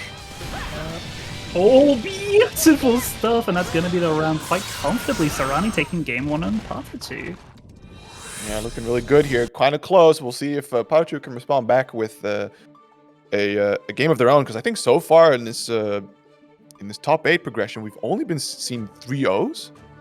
Here again, I'm relying on your memory, but I mean, I can pull up the bracket. We have history. They've been very strong performances top to bottom. I think Andros took a game on Patata, if I'm not mistaken. Yes, Andros took 1 game on Patata, and we saw Zando do a clean 3-0 against Sorani. Then we saw PataChu do a 3-0 against Soap, Tiger, then 3-0 against Patata. Not PataChu. And hopefully PataChu and Sorani can break the trend here and get those long sets we're known for. And here's PataChu switching to Elfelt. Ooh, this character, I can't say I know a whole lot about their improvements this patch. They're one of the characters I'm less familiar with in the grand scheme, but I've heard plenty of rumors that they are not quite the underwhelming creature they were in this previous version. Definitely have seen, I forget the exact move, but she has one of her gunshot moves has insane knockback now on block. Ah, yes, those are definitely a little bit underwhelming on release. Having a fireball is great. Oh, there's the carry cancel from the racket straight into that super to hit the wall. Ooh, no, a little bit too far, but get Pinecone next up for it. Yeah, very nice mix, and so I don't want to hold any more of that. Does RC, finds the next hit, puts him into the disc. That should be comfortably the first round here in game 2. Getting hit by disc 2k, it doesn't matter what game it is, it still feels bad. It's just like, well, I got hit by the level 1. Yep, it's like, how did I not default crouch block and react to the overhead? What's wrong with me? Nice Rekka's good blocks here from Sorani. Oh, very good. FD's coming in from PataChu there, so they're allowed to kind of... If you're not FDing Millia on their aerial kind of raids there, you're really allowed to kind of get away with quite a lot because of the fact they have the threat of Capel to reset it, but it doesn't seem to matter because PataChu is just doing so much damage and keeping so much control once they find the hit of their own. Yeah, and definitely I think Sorani might be put a little bit under knowledge check situation because there was a lot of throw resets coming out there. Nice catch the backdash. Not a character that people know a whole lot about because again they were quite weak on release. It's still a very fresh season. Exactly, and just look at that damage. Still burst on deck, and there it is. I think that's all there will be in bursts for Sorani coming out in the remainder of this game. Nice blocks and throws the fast fall. Incredible stuff. It's, as you said, knowledge checks are so important, and that was the exact opposite from the other way, where it's like, no, I know, I know what you're doing. I've seen this. Let me get that. Especially, I think last time Sorani tried it, right, and PataChu blocked it, but this time also responding with the throw. Straight away, going into game 3 here, PataChu quite comfortable with the performance there of Millia, especially with that last round going the way of a perfect. It's definitely what you want when you go down a game and you switch characters. Getting a perfect is like, okay, I made a good call. Definitely, but there's also a factor of like, your opponent might just be more dialed in on what they're looking for when you're playing one character, and then it kind of gets thrown off by the character swap. So we'll see if Sorani can recall their knowledge on how to deal with the Elfeld matchup. For now, PataChu on the Elfeld is paying massively. I was going to say, if they're going to do it, they've got to figure it out fairly quickly. Ooh, no meter to convert that, unfortunately, because it was a really cheeky overhead. Yeah. Speaking of meter, there is a lot on the side of PataChu. Let's see if they have the opportunity to use it. So far, stuck into the corner. Nice 6P, catch with the grenade. Yeah, the gravity on 6P in this game really does hamper what you're allowed to do in combos, especially with an RC as well. So not quite able to get the full record. Wonderful throw tech. It feels so weird to actually see people throw tech in this game.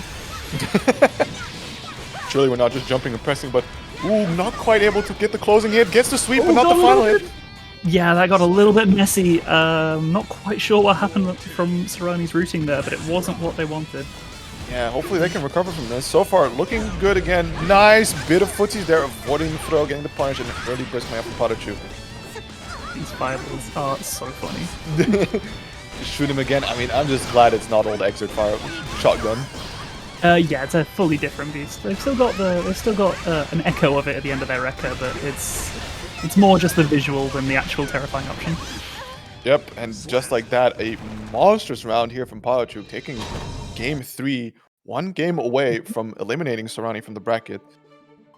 Yeah, if there's one thing that was always true about Elfelt in this game, it's that they really can run a quite, like, I don't want to say belligerent, but a very, like, brutalizing offense, and they can convert pretty much any of those hits really, really well, and that's only improved in this version. Their conversion ability, meterless, has gotten so much stronger. PataChu is looking really fantastic on this character so far. Yeah, definitely. I think I've seen some of the top 8ers floating around on Twitter where PataChu is certainly committed to the Elfelt character a little bit more, so definitely putting that work in. Which is quite, it should tell you about the level of quality that they see in this character, because Sin is an absolute menace in this version as well. Yeah. Still finding that this character can deal with the Millia character, and just look at this corner combo as well as all that damage. Already a very strong start here from PataChu. Apple finally finds it marked. Beautiful stuff. Yep, but the moment you find a hit, it gets cut short still. Getting close in the face. Nice block so far, but... Ooh! Apple is such an unserious move. Nice avoids on the turbo fall, but unfortunately you're caught in a position where close slash just kind of anti-airs you nice. Gets the hit though. Will it be enough to close it out? I believe so. They can carry. Yeah, that'll do it. Yeah. Even without the RCs there, they can carry cancel any hit of their Wreck-It into super, so it was kind of a done deal as soon as that hit out connected. Yeah, so now PataChu on set point here. We'll see if Sorani can find the magic sauce to be able to get a game back. Nice mix-up. How did they get there? I think PataChu's asking the same question.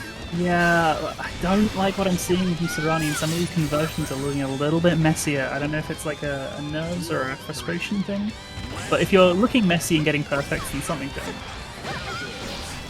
It's definitely the case. I mean, of course, you'd like to clean up and make certain hits count a lot harder. Oh! This should be a corner-to-corner if I'm not mistaken. Oh no, I'm not going to spend anything for it. Yeah, jumps out, tries to go for the mix-up, narrowly avoiding the gunshot. And there's the PRC throw, put it into the corner. Now you're just going to have to hold this Elfelt mix, finds the hit. Just the backdash. Didn't quite get the double overhead they were anticipating because the hit actually connected. And that should be everything. Yep, wonderful stuff from PataChu, going to be taken out Sorani in 3-1 fashion. Sin not able to make a dent, but the Elfelt are a fully different beast here, looking really quite terrifying. Yeah. You know, it would be great if I knew exactly what was going on there that made the Elfelt so strong, but all we can do is have faith in the fact that, I think just the fact that he was stuck, you know, forced to hold a lot of this, the grenade mix-ups, as well as the Rekka stance, and just the ability to convert without requiring a secondary resource, did a lot of the work. But then also just to be able to control a lot of the space with some projectiles might have been the complete package that PataChu was looking into a highly mobile character like Millia. It's a pretty nice thing to have that Sin very much lacks. You know, they don't have a full screen option like they used to in Xrd. You know, that beak is definitely half the size, if that, of the old version. Oh, my beak, my beloved. One thing though is like regarding like the characters that have got buffed this version, you know, between like your Bedman and your Johnny and your Elfelt, when you're asking like, you know, how big are these changes? Like honestly, the biggest change that you could possibly ask for is that people are actually playing these characters. Like you didn't really see any of them kind of being represented at a high level, or even, I mean, Johnny, I guess you definitely did because you had certain players like Pep, obviously bringing out the Johnny here and there. You know, there are others as well, obviously. So I'd say Johnny is kind of a half exception because Johnny is Johnny even when he's weaker than what people would like. Yeah, it's still nice. Bedman? I had not seen a Bedman for a minute until this season dropped. Yeah, I think I saw one time on a Salty and then kind of cooked. I mean, the thing is, like, most Bedman players were just going to hit you with the fact that, like you said, nobody plays Bedman. You don't know how to play the Bedman. They know what Bedman does and all the little nasty tricks. But now, finally, a functional character, so much so that it was the remaining sort of spark needed for one of our very own Bedman players from Xrd to just go like, you know what, I'm going back to Strive. Bedman looking kind of saucy now. I know GC Yoshi has been back in full string on Strive, which Yep. is always nice to see. When you think of Bedman, you're like, oh god, it's all kicking off. But here we go, Zando versus Mineion. So this one's gonna be interesting, especially because how Mineion has been cooking up and doing quite a bit of interesting upsets here. So we'll see what they have in stock to be able to deal with the cubes and getting that, you know, that puppet pressure going with Eddie. Of course, this is winners finals as well, so there is a hell of a lot to play for. The person who wins this, I cannot understate how much better of a chance they have of winning the whole tournament. Oh, for sure. It's night and day. And there we go, Zando getting the wall break here, going for the super, score himself a nice hard knockdown. Good bit of mana, nice cards on deck. One thing I will say also is that, you know, Mineion has been playing amazingly. It is worth it remembering they have not played in a good minute at this point. I'm hoping they've stayed warm since their set with Tiger Fox, because that was a good hour ago at this point. So Oh yeah, maybe just hit up some hoping tower they games. haven't let themselves get themselves iced out. But we'll see. Oh, blocks the DP, and that DP is a DP, and it has got the same change as all the other ones. That was Lysical. Oh, very nice, but there we go. Zando finding the last hit he needed to claim the first round here in game one. So far, not giving Mineion the opportunity to get going at all. Does find the leap. Dolphin Dive doing some good work. There's the can opener 5D doing some really nice stuff. The 6H to get the max damage. Going to break through the shield, so there's no mana whatsoever on Zando's side. This is a peak opportunity. And we'll just look for that 2D, build all of that meter back. Goodness gracious. Yep, and unfortunately, mana back, but there finds the throw, puts Zando into the corner. Now this is a very deadly situation. Nice YRC coming out from Zando. Does not want to hold any of that puppet mix. You're going to YRC the puppet away, and you're going to see that it recovers quite quickly here. It's already back, and now YRC of their own. Take a turn. Yeah, just going to Sun Void, execute it X, just to get Eddie back as quickly as possible. We just want our dog. Yep, there we go. Run that momentum, getting that overhead to close it out, tying up the rounds here in game one. Looking real nice. Spending a lot of meter to just keep in Zando's face, and you know, playing against a character like Asuka, that is very important. Yep. One thing I'm seeing is just one of those classic things for the Eddie matchup. You see it in games like Plus R versus Faust. Characters who can just put a lot of stuff on the screen really can make life quite frustrating in terms of trying to play neutral as Eddie. Because like I'm trying to get my dog out, and just keeps getting bumped on the head by cubes.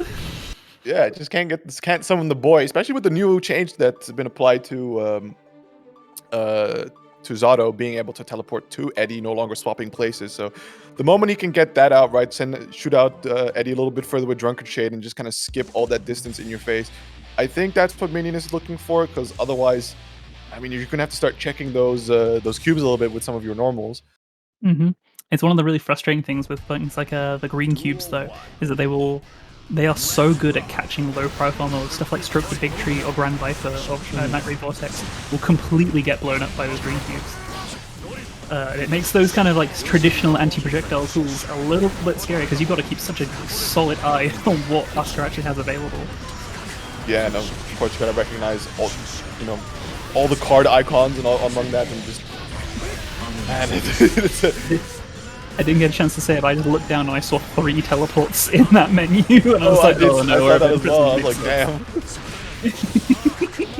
Completely overwhelming Mineion here, just not letting M at all press, not even get the game plan started, just not how to press a button. Yeah, no, they haven't even booted the game up. Yeah. Might as well have that for here, but slowly but surely, Mineion trying to find the hits in. Again, Zando just keeping him at a distance, throwing out all these cubes, driving him all the way to the corner. Nice little air combo here. Oh. Yeah, this character's combos just look so completely bizarre. They're like Tekken juggles. They just defy reasoning. It's just cube, button, and all of a sudden you're on the wall, and you're like, how did I get here? What is life? A couple fidget spinners later, you splat against the wall. Mm-hmm. Oh, the overhead from so far away! Drops the ball on you. And there you are, stuck in the corner. YRC trying to get a little thing going, but nope, immediately just gets supered, and off you go. Game 2 going to Zando. That fusion orb just is such an amazing denial of your right to do anything. You're like, no, actually, I think we're going to reset back to a kind of an even situation. By even, I mean favoring me because I'm Asuka. It's like, oh, you just 50 metered for a chance at your turn? Nuh-uh, wax finger. Asuka just has a super that is a full screen YRC at the end of the day. So wild, but let's see if Mineion can catch their footing, because they definitely were looking kind of nice on round 2 of game 1, but so far Zando has must have adapted a little bit more to be able to just completely lock out Mineion from just the Guilty Gear Strive experience. Or maybe this is the Guilty Gear Strive experience. It's really kind of looking like the ggst experience so far. There you go, find the puppets, and there you go. That's the new change, being able to slide all the way in his face. No more Eddie meter, and that means you're gonna have to block, but an aggressive burst coming up from Mineion, trying to keep Zando in the corner. I quite like that decision because, you know what, bursting is not a thing that's particularly available to you once Asuka actually gets the hit, so if you can kind of keep your momentum with your burst, then I think that's a perfectly great call. Gonna go for the Immortals there? No, the Sunblade. Yeah, just go into that screen transition with a bit of a hard knockdown and Eddie meter on deck, plus no mana on the side of Zando here. Was gonna have to hold a lot of damage. Yep, finds the hit. Wait out. Use reversal throw. It's only 2 frames. 2 long, arduous frames. Yep, another chuck. With the leap, just surfing right into his face. Another one converting off of the opposed snakes as well, the auto cheat doing. Yep. Going for the blade super, getting the Eddie back and the screen transition, and there you go. Look who is locked out of the Strive experience. Does find the jump out and throws him back into the corner. Diabolical thing. The throw PRC and doesn't manage to convert, but I love the idea. However, the counter hit, Wild Assault, added so much. Goodness gracious. Yeah, just some well-placed resets. Also, that counter hit, Wild Assault, blocking Zando out temporarily from burst, and then immediately, unfortunately, dropping the combo, but finding the immediate reset that then just straight away wall splat, again, shunning Zando out of the burst. That's an absolute massive game changer. Because, like, I feel like, you know, when Wild Assault first came out, the burst aspect was the thing everyone talked about because it's a nightmare. It was like, I can't burst. Why am I losing 30% of my bar in a charge YRC? YRC, Wild Assault, excuse me. And now it's a little bit less talked about, but it is a really strong thing in those last hit interactions. Exactly, especially just being locked out. But it's interesting to see that, you know, from what we've seen so far, trends going on both in the games, is that both players are really playing these characters that are oriented about completely locking you out of options. Oh my god, the Eddie just shielding all of that. What a champ. Our strongest soldier in the Assassin's Guild. Truly, the backdash as well! The fusion cannon's still gonna count though. And that's just a lot of fireballs. And then another one. What if I had more cubes? What if?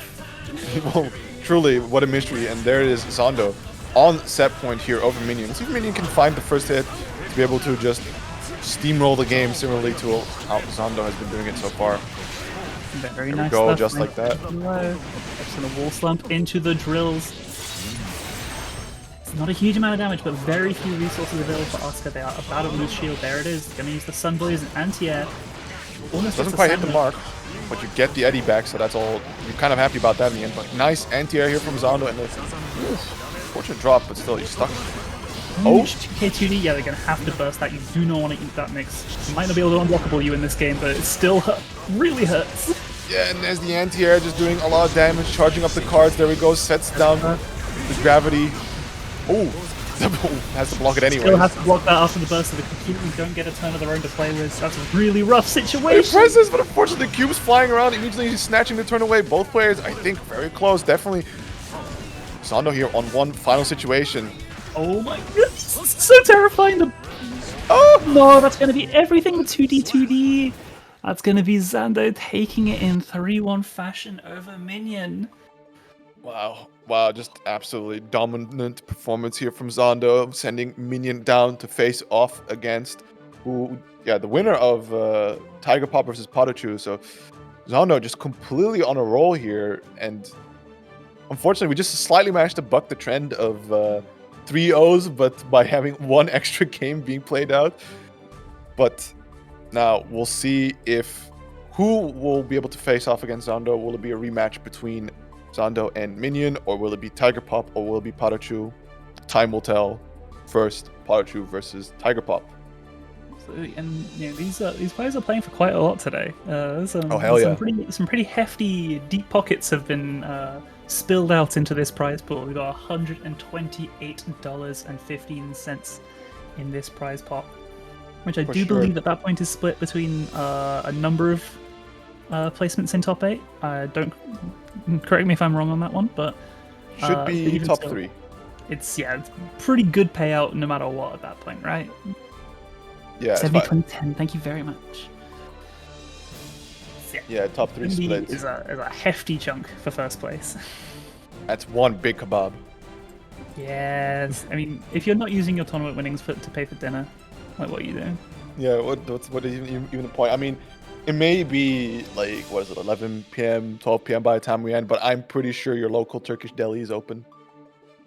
Oh, my place closes at like 3 a.m. It's there like you go. Out there. They got you covered with that quality greasy food, you know what I'm saying? First, PataChu versus Tiger Pop. PataChu back on the scene here, man, for this. Duel 1. Oh, and the blue as well on both sides. Very, very nice. Pretty. Yeah, and immediately the 6P doing work. Nice stagger pressure, catching Tiger Pop pressing early burst, immediately applying the curse, running up into his face. Ooh, huge same shot. And force the burst out of PatataChu nice and early as well. Yep, and unfortunately, let go of block during the stagger pressure on 6K, and there we go, PataChu, or Tiger Pop, sorry. Finding the super now, getting the hard knockdown, and also a good chunk of life lead. Oh, a run up throw RC is going to do so much, if not kill me outright here. See, no, that should do it. There we go, first round going to Tiger Pop here. Very nice, dominant performance. There's a little bit of interaction, but the immediate burst and then the complete takeover was all they wrote. Yeah, Sin might be a hearty boy, but NSxC is so good at dealing with guts because it's all these tiny hits. It just kind of really works its way through, and then you get that chunky wall hit at the end. Definitely, really may have guts, but Happy Chaos got bullets, and they kind of tear through organs like that. Oh my god, I really thought we were going to kill for a split second. Oh no, just one more interaction, but still hard knockdown. Whoa! I got hit. Yeah, 100%. The Iori kick doing some nice work, but getting blocked out by PataChu. Yeah, again, Taco. Oh! Yeah, that's really dire straits. That's such a hefty hit onto the wall. We're never going to see the wall. Really, really nice extension there from Tiger Pop, always keeping him at maximum height, being able to slowly but surely steady aim his way to the wall and then closing it out with a NSxC game 1 going to Tiger Pop. That's one of the weird things with Sin, right? Is that, like, even back in the day, he has such a weird DP compared to all the others, but that ability to get an aerial close slash so comfortably really allows certain characters like Sol and like Chaos to get such amazing conversions. And now there's no chance to RC and make yourself safe. You are actually exploding in those matchups. You got to be a little bit more careful about where you're going to place those DPs. But PataChu is still comfortable on the Sin. We won't be seeing the Elfeld just yet, or maybe at all. Duel 1. I don't know if we'll see. I'm not sure we'd see Elfeld in this match, but you know what? I've been proven wrong before. Yeah, starting off with a nice aggressive elk hunt, putting Tiger into the corner, but unfortunately, ooh, doesn't get the punch, but the roll through gun cross up. Oh wow, a lot of stuff starting, and there's the burst for PataChu. Yeah, does not really want to go down in this first round, and you're already down a game. Really trying to make a little bit of momentum for themselves. This is a huge opportunity to get going. First, just before that Tyrant. Catching in startup is like the one opportunity you have there, because that would have been so much damage, potentially even a kill. Yeah, YRC wanting to get their turn back, but dope. Tiger Pop claims the turn back themselves, avoids the Hog Baker, and gets a nice bit of punishing. Unfortunately, it's a gunshot start, so it's not going to scale too fantastically, but still finds the next hit. Oh my god, can he do it? No! He's on the wall! That's everything. That's huge. The hoof stomp gets blocked. Yeah, and the slide! Doing it like his dad. Wow, the fact that didn't kill and like utilized everything and just no wall break, and there's the counter 2D starting off real strong and no burst or meter on the side of Tiger Pop. Nice backdash on the close slash, immediately reversing the situation. That is a hard thing to backdash, so really, really nice timing on TigerPop there. And straight into that base. Yep. Hang a bit of that focus back, reload the clips, get that safe jump in. The RTL. Gonna get blocked, and it's very punishable, forces burst immediately. Yeah, I mean, I would consider it quite the hero burst, because now you're stuck in this situation. Yeah, one more interaction, get cursed. Not the best expenditure of burst, but If there was ever a panic, I could understand why in that circumstance. that's fair. Oh, But, God. Throws the 5D, And gets the avoidance. around the Gold Burst and whiff punishes. That is so much harder to do this version. Gold Bursts are only -2 on block. You have to make them whiff. I mean, absolutely. But here we go. TigerPop now finding a hit on the roll through, putting you against the wall. We'll go for the focus into Deus. Not a lot of damage, but still, you'll take the wall break, you take the resources back, and you'll take the positive meter bonus anytime. And with YRC point blank range gets a huge close slash starter. Gets the 6k. Oh, the chase down that forces the Gold Burst. That's a really good situation. PataChu though, that should be not the wall. One final interaction, 2S. They've got to make something happen here with these 2 bars of meter. Going for the super focus, now zoning, getting that. Oh my god! That's a wall! Yo, what? Okay. Wow! I mean, the combo might not have been true, but the damage very much is. TigerPop taking game 2 here. Holy, what an unfortunate situation there for PataChu to not be able to kill on those 5Ps. Dying like that when you have 100 meter on a character who has a slide of all things can't feel good. Because like, oh, at least I want to slide at them in RC, right? Something like that. Just anything, but no, definitely going for the super focus and then immediately zoning you down. And when comfortable, just cover your approach with gunshots, just like TigerPop did, and getting the final hit. They needed to be 1 game away from eliminating PataChu and facing off against Mineion in losers finals. It's just such a classic thing of like being able to control the tempo like that. Like, oh, the instant you think that they're zoning, TigerPop has already run up on you and is doing these crazy blue wild assault things. The clone is still such a hard thing to navigate. Yeah. Allowing you to just kind of sit back, pause, build your resources, and revive. Ooh, nice little extension here. We'll go for this. Finally going from 1 bullet to all bullets. I also got the curse on the wall break beforehand, so this is going to be a really, really tough knockdown. Oh, the slide though, again, doing it like that. Yep, getting the RC extension and no meter unfortunately, but still we'll take the wall break damage and the positive meter bonus. Right there you see the difference between Season 3 and Season 4, right? Because Wild Assault is just not on the table to find that knockdown. Yeah, and that's definitely something that TigerPop is going to be enjoying a lot on the Happy Chaos, because immediately having the ability to play the game on the wall transition has put himself in a situation of being on set point here over PataChu. Definitely still not undoable, but Tiger is looking completely dominant so far, currently. But it's a great opportunity for PataChu to make something. The beat driver's coming out. Yeah, trying to keep him stuck into the corner. This character may not have... Ooh. DRC finally hit Goomba Stomp, trying to set up the mix-ups here. FD from PataChu to keep him away, but still not enough. TigerPop find their way in, starting the mix-ups. YRC wants to take the turn back. Slide in, gets the extension, 6k. Come on, find the hit. TigerPop. Oh, this is huge! Onto the wall. No meter to spend again though, so it's going to be a little bit dicey. Full focus, but 2 bullets.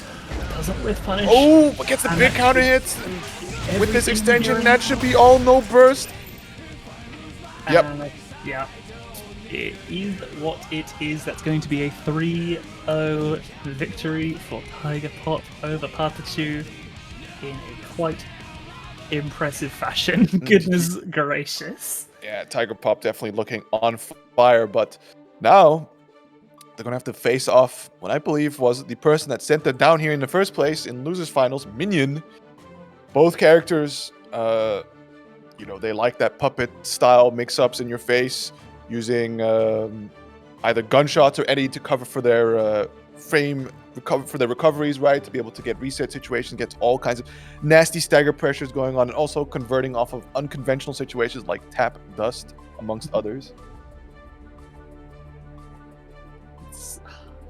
It's going to be definitely an interesting one. I'm sure there's a lot of pressure, I think, both sides here, because like when you make such a big upset this late in the bracket, you do kind of have that kind of sinking awareness that there's a very real chance you're going to have to do it again, and that is, I cannot understate how much harder it is to make that upset twice in one tournament. Right. I mean, I think from what I recall, how comfortably. Oh, it's not really comfortable per se. Actually, it was a 3-2. It was, I think, the closest set we've seen so far. So we'll see. Yes, indeed, we'll see if Mineion has what it takes to be able to remake the upset. But at least both players can go into this losers final set with the consolidation knowledge that they've all three players, Zando, Mineion, and Tiger Pop, have qualified for a cut of the prize money in some fashion. We'll just see how the percentages will play out. Yes, no, and it's not an insubstantial difference. First place gets 7 times the amount that third place gets. Exactly. So you definitely want a gun for that big lion share, but of course, at the end of the day, everybody that made it so far, also everybody that we've seen up till now, top 8, top 16, whoever was on stream, right? Everybody coming out, pulling through, big bracket, nice check-ins. Doing their best, putting on a real nice show. Of course, shout out to their chat for claiming a lot of codes, and of course, the big dono from Envy, as well as that is Japanese that I can't read, so you know who you are. Thank you for that. Goodness gracious, yeah, it's a lion's share to claim, but it's really important. I think also the players make sure they're thinking about the sets in front of them, not the. I really want a bigger kebab rather than a smaller kebab. I mean, sometimes food's the motivator. So if not thinking about like, damn, it would be nice to win Salty number 102. Maybe it's just like, damn, it would be nice to walk away with world's largest kebab. Just take the whole thing off the rack, Yeah, exactly. Also, shoutouts to PataChu for the raid, pulling up with 52 players. Man, unfortunately not being able to make it further into the bracket, but still. Fantastic performance nonetheless. Thanks for tuning in. Start off with an immediate burst from Tiger Pop. It really sets the tension, I think, when you can see this early that both players like, yeah, nope, do not hit me. Please do not hit me. I mean, definitely when, the first one who gets a hit and then just starts running that insane mix, you're just not going to be happy. And the Doppelganger eating the 2S. Oh. Yeah, that was real strange, the full animation of that 2S playing out, and while Zato's just getting the stuffing beaten out of him. And going for the double super here, super focus and the wall break, getting all your focus back and all your bullets. We'll see how he's going to cook up on this, going for the focus, and there it is. This character is so scary. just runs at you, jumps over, and just goes like, boop. Wouldn't be funny if I shot you in the back of the head, but there it is, Mineion getting the first hit, and now you're putting your own kind of gun mix-up, this time in the form of a Shadow Demon. It was like you said, both these characters have such strong offense and really have to rely on the classic kind of standard defensive tools. But neither of them want to be the first person to get hit, because it is truly potential death sentence. Yeah, especially without Tap Dust, also just immediately granting a nice reward without the need for meter. The Amogus closing it out.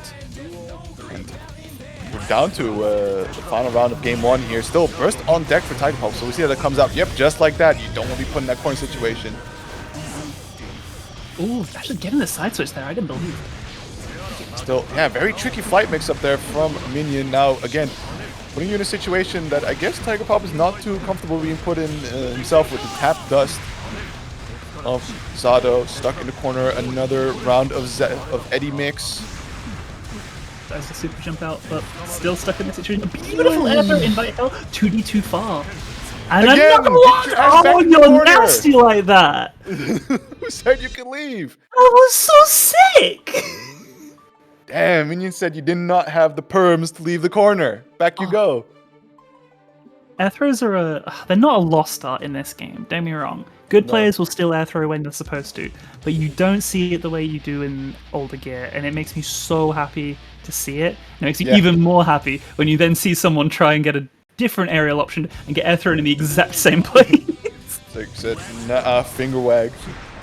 So something I just noticed, it's kind of funny how similar a lot of tools are that that Zado and Happy Chaos have. It's just placed in different locations, right? Like similarly, Zado also has his own kind of doppelganger with the armored Eddie move. Yes, the oppose, absolutely. They're very. If there were any other character who runs kind of like Eddie, it really is HiWill. Yep. They're two peas in a pod, but they are two peas that are beaten. Yeah. And there we go, the early aggression from Tiger Pop paying off as he takes round 1 in game 2 here. Happy Chaos even has Eddie's old force break headache. They're very, very similar characters in a lot of ways, but Tiger Pop is trying to make themselves distinguishable here, because this is a really, really strong offense they're exerting here in the second game. Goes for a slump, catches the Eddie, and you're still stuck in the corner. We'll go for the slump. Yeah, looping the pressure, and gets another hit. Oh! Can't slump off that hit, put them airborne, so unfortunately... Well, what if we went the other way? But Yeah, you know why not? Ooh, a sliver! It's so rare to actually see Eddie win and survive in this situation. Oh my god, they didn't trade? I was so sure it would. There's the reversal throw. Gotta keep it standard sometimes. Yep, and a very clean 2 rounds here from Tiger Pop as he takes game 2, tying up the set, going 1-1. Very nicely done. Yep. Of course, you know, the potential was completely there after that Amogus hit that Mineion could have completely stole the show with how devastating he can run that Zado offense with Eddie.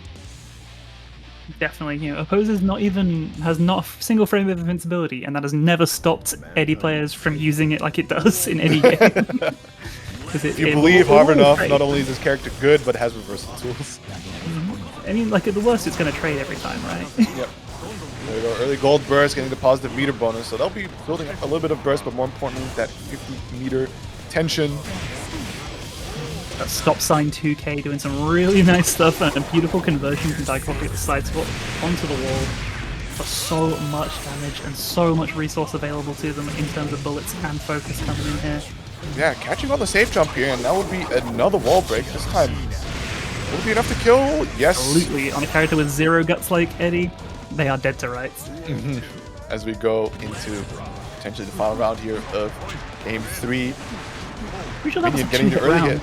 I'm not gonna lie. Yeah. We go for the doppelganger, trying to get a bit of resources back. Now find the opportunity to approach on his terms. Mineion immediately not satisfied, bursting him back into the corner. Crazy.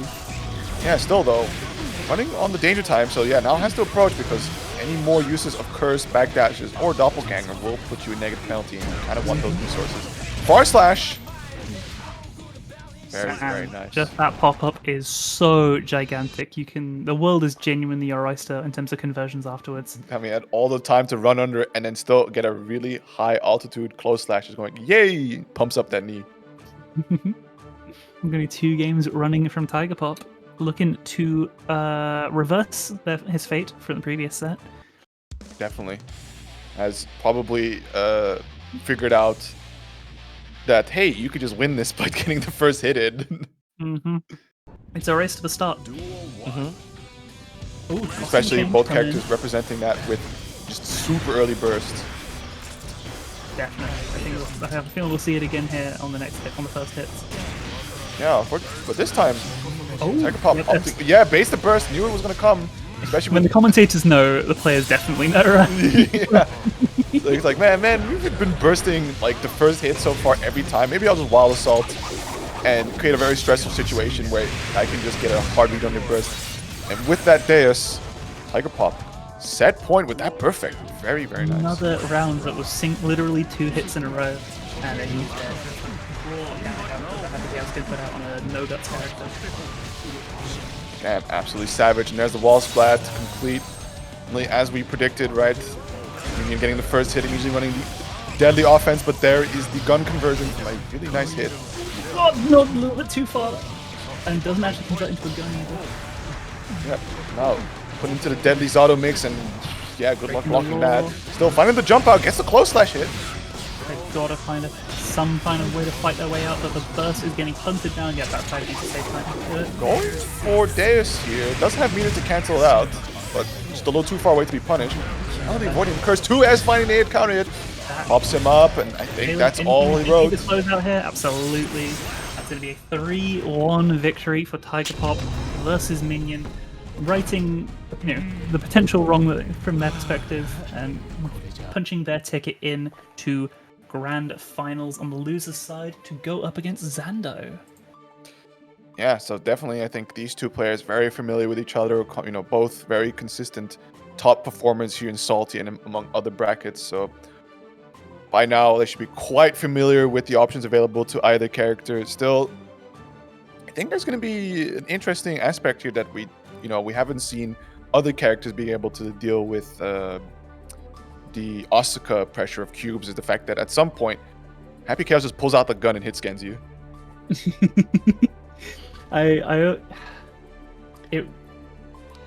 cannot understate how much a literal hit scan option, it's like a TF2 shotgun, changes the game. Obviously, it's only like that when you have curse, right? But even still, it changes everything about how you interact with the world around you, your movement, your buttons, everything. Suddenly, Happy Chaos just has dominion over all of it. A character who really loves to just run their game and stick to a script, that man. Yeah, but right now I believe we're gonna experiencing some slight technical issues as we will be hopping over to what seems to be Zando's player room. So we'll see that happening shortly, but in the meantime we will podcast it up and try to discuss as much as we know about the matchup. Absolutely, it's we were talking about the similarities between Zato and Happy Chaos, and there's definitely a room for Asuka, I think, as the third in that kind of trinity in this game of those big control characters who have a thing they need to kind of establish and set up, and once they do, they will maul you to death. the good two-step characters, I guess. Yeah. Is a good way to think about it. Yeah, and it's definitely one of those situations where it's not too flexible enough where a bunch of characters definitely have setups where you get put in it and it's just pain. For example, famously, right, Sorani on the Millia, at the moment they get that disc Oki going and all kinds of Capel and dash mix-ups, you'd think wow, this is impossible, this character's clearly running away with their game plan, but there is still plenty of room for interaction. All those Qs being chucked at you, or just Eddie mauling you, or the gunshots covering all of the recovery frames as Happy Chaos just staggers you to death. These are some very near checkmate situations you just get put in, and you just have to wait out a resource. Yeah, it changes the game so much. Just those characters that ask you to just kind of sit down. Yeah. Sit down, pipe down. It's my turn. Let me show you some cool. Let me show you this combo video real quick. It's tight. I have my own cool custom meter over the tension gauge, and you are going to have to pay attention to it because until it runs out, this is my game. It's also just funny that Happy Chaos and Asuka have some of the well, I guess Asuka more than Happy Chaos have some of the more obnoxious secondary meters, right? Two resources for Happy Chaos, and a hell of a lot more for Asuka. The mana, the little funny numbers, the decks in the card having different decks. You have to look at on Asuka's bar. Yeah. On top of the tension. There's a whole hand, there's a meter, and then there's also, technically, there's two things about the number on it, because there's the color and the number.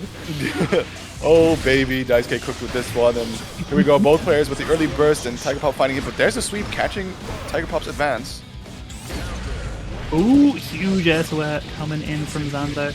That's a huge starter, a 2D. That 2D, I feel like everyone knows it's good, but no one talks about how good it is. That thing is a menace. Yeah, just completely sweeping with a bit of that delayed hitbox as well. And similarly to the Happy Chaos character, a couple of installs before going for the wall break, a very classic. And first round going to Zando. In pretty confident fashion as well. There's a nice starter there for Tiger Pop on the left side. Yeah, definitely I think what's tough about this matchup as well is the fact that Asuka has that weird defense rating so long as with mana. So Happy Chaos in a lot of situations, kind of a low damage character, especially starting off with gunshots, the scaling is going to be quite rough. So that's a lot of hits you have to score on a character like Asuka to close it out. Yeah, it's a thing that kind of tricks you into trying to contest while they're doing their things, because it's when their mana is low is when the shield breaks. Yeah.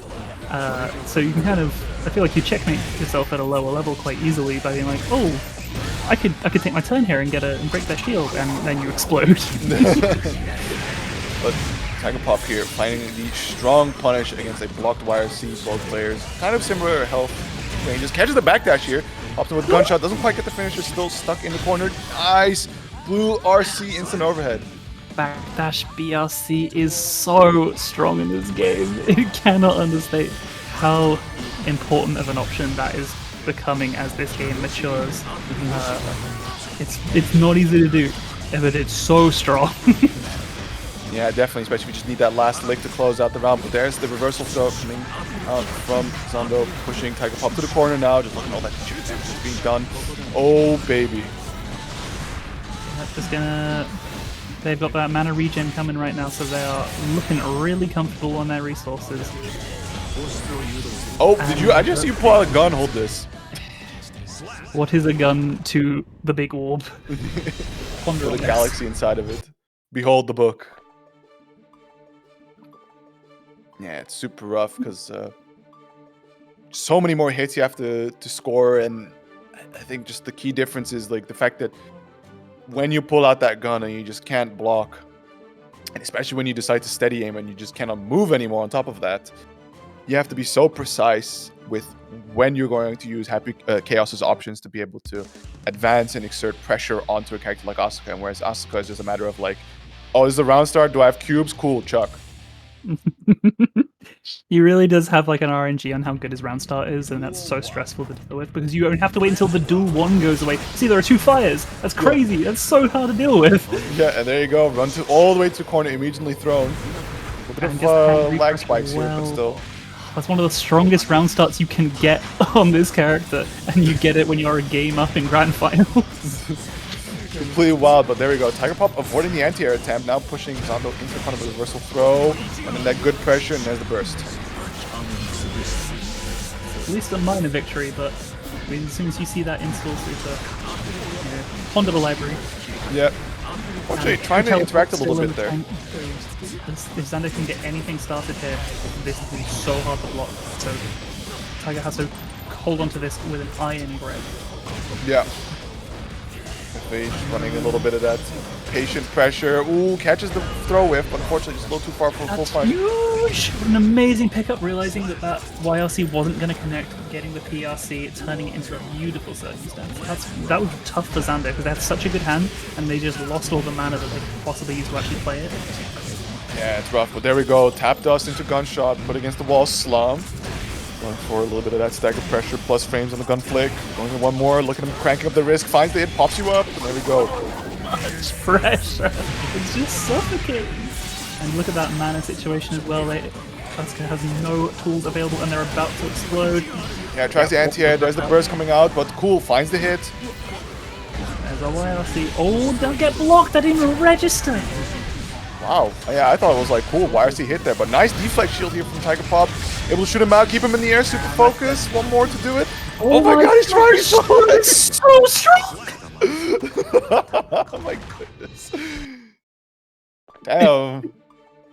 You just get so tanky. It was only until the 3rd shot I was like, hang on, he's making no damage. Yeah, he's really just trying, constantly reloading shots, going back into steady aim.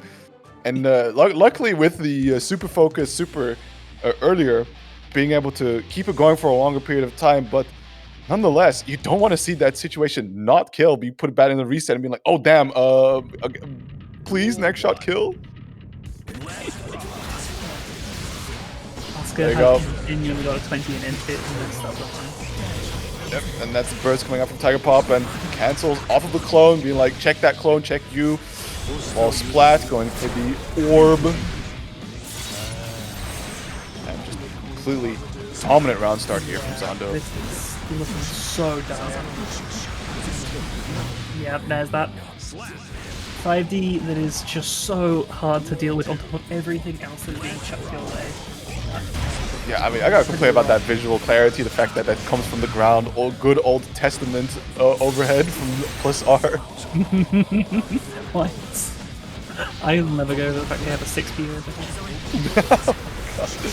But there we go. Once more, Zando with Tiger Pop in the corner will be installing some new cards and showing him his cool snow globe.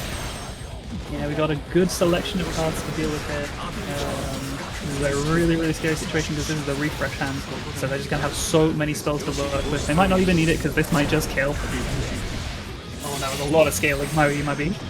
Might be, but still, one last situation. Burst on deck, but I don't think he'll be able to use it to deal with any sort of combo damage. And just look how stuck he is. And that red cube finding him in the air. No, you stay in the corner. Just like the pixel health chip situation. Orb? Oh my goodness, yeah. I just walked straight into it. That is really rough stuff, and that is a 2-1 situation for Zando. 1 game away from closing out this tournament. On the winner's side here, so Tiger Pop has a much larger mountain to climb, let alone the fact they are down in this set right now. Yeah, let's see if they can find it. Also, to note, right, because Tiger Pop is coming from this position in the loser's side, not only does he have to win this set, he has to win the next one, where Zando is just 1 game away from taking the lion's share of a very hefty pot here at Salty. On $128. Taking 70% of that. This is the difference between 20% and 70%. That is actually a really sizable amount of money. Yeah, so do your best here, because that's 1 hefty kebab you want to eat. An early burst coming out from Tiger Pop, nice 2S catch. Aggressive burst here from Zando, trying to keep him in the corner. A knock-up that those cubes give you, the way you pop up like it's like a Tekken tailspin. But there, still no curse, as the reticle not able to focus in on Zando, not able to catch him and trying to deny some of the cubes. But there we go, super focus, finally landing. Danger state. Danger state while you're getting hit feels so bad. It's like I'm trying to survive it. Yeah, please, I'm trying, Dice K, I swear. Please let me play, and I might be able to do some offense. But no, Yeah, just gonna goes for get the the resource. slump, catches- Beautiful slump, gets the curse as well, and not be able to build anything else there. So I take the wall break. Blue RC forward, goes for the slash, tries to throw for RC to immediately undo the situation. Yeah, Very close. I like that when you have positive bonus because it means you don't lose your positioning that like a backdash or a jump will do. And because you're building so much meter just passively, I actually really dig that from Tiger. And they managed to close that round. That was like impressive. Yeah, but that was such a huge gamble in that last 2v, but it paid off. And there's the burst coming out from Tiger Pop. Doesn't want to see how this goes out any further. Managed to catch the punish on the... Oh. Really good stuff from Tiger Pop to kill some of those cubes, but they still find themselves stuck underneath this pillar. And this is so hard to deal with. This is the meme situation. This is like the cartoon. Yeah, there he is! Scenario! Nothing personnel, kid. Oh, goodness gracious. And just a sliver of life. It looks like it's going to be going to a potential tournament point here. In just a moment, Zando 1 round away from closing this tournament out. Yeah, man, that situation was super rough because you'd want to use that meter for something, but you're forced to just FD it all to not die to chip damage. And there we go, Zando immediately getting the early hit and the wall splat. Tiger Pop does have burst on deck to be able to at least one situation just like that. Yeah, forced to spend it so quickly. There's a jump, that could be huge. No, it's a giant orb, unfortunately. Yep, a giant orb and the gun out, not able to stow it in time to block. Tries to 6P something, but still stuck in a very devastating position. Here is another orb, look how cool it is. Oh, no, it's cute. What are you supposed to do? How are you supposed to challenge her? Try to shoot him, but there's a sweep! It's going faster! Okay. Finds the out, tries to teleport after him, catches him again with the sweep, sets out a big active cube. Oh, blocks the overhead. The defensive play from Tiger Pop is fantastic here, but it's just not caught on the 6S. But the chip out, even with faultless defense, it still does 1 chip damage when you block with FD, and it's just too little health. It's just going to be a 3-1 lockout victory from Zando on the winner's side at Grand Finals, winning without reset. Yeah, just super, super dominant performance. Of course, when Tiger Pop got his game plan going a little bit, he was looking really good. But the fact of the matter is that you do have to score that hit, and just the way Asuka could start off some of these round start situations a little to way stronger than whatever Happy Chaos has in store. Paired with the fact that Zando kind of cracked dog, it's really hard to just get anything going. And then on top of that, just the mana shield, reducing already what little damage you have in a lot of situations. Yeah, everything just snowballs with Asuka so much. It really is. You lose those first couple of interactions, and you're like, I don't know how I could possibly bring this back. It is possible because the character, you hit them twice, they run out of mana, they also run out of defensive tools, and yeah, you're in the money. But if that doesn't happen, that first hit needs to happen before you're allowed to do anything. It's really hard to navigate, but incredible stuff from Zando. Obviously, it barely even needs saying, right? Zando is ridiculous. just a very complex character to manage, and just all the options that Zando is able to pull off. Constantly shuffling cards, right? Knowing when to use what super, keeping the situations, the nastiest of mixes as well, but also for Tiger Pop to navigate, almost all of it. Of course, getting cracked in a lot of situations, but still far better chances of survival than what a lot of players were able to pull off so far. Still, Zando looking really strong. That being said, all players so far in this bracket have played their absolute best, and it was a pleasure to watch. It's been a joy. I think this is the cue for Ice to make his appearance on stream. Show up, B. Ice, get back here. you don't want anything to shill at all? Oh, I thought usually you're gonna be like, where can we find you? That kind of script, but well, that's my Twitter handle on screen. I don't really post much. I do reply to a lot of people, and other than that, the funny tag next to my name, ZF. If you ever get the chance to check us out, we're a funny local scene in the Netherlands, but we do stream our stuff. But if you're in the area, do hit us up. Check us out on Twitter as well, at ZeroFundies on Twitter. And similarly, same Twitch channel if you want to catch either some Xrd, Blazblue, Central Fiction. And even now, we started running our own little small Strive bracket, a little bit of in-house business. So definitely cool to see you wave high. And if you definitely want to tap in, shoot us a DM. We'd love to have you, give you an invite to the Discord, of course. But what I'm hearing is that people need to add you on Twitter, and then you'll reply. Definitely add me on Twitter. Say some like really out-of-pocket hot take, and probably I'll get into a conversation and put some dust loop screenshots and replies. Very nice stuff. Similarly, my Twitter is also on screen at Jasper Valkyrie. I play this game, I play Plus R, I play Street Fighter, I play pretty much everything. Samurai Showdown has been a big one of mine recently. Also, check out Neomax on Twitter for the local Nottingham scene in the UK, in the East Midlands. We do monthly tournaments for Guilty Gear. We also play Street Fighter 6, and we're also starting to do rotating other games in there as well. There's also Smash, but don't worry about that. It is what it is. They're very good at finding venues. It is, It is what it is.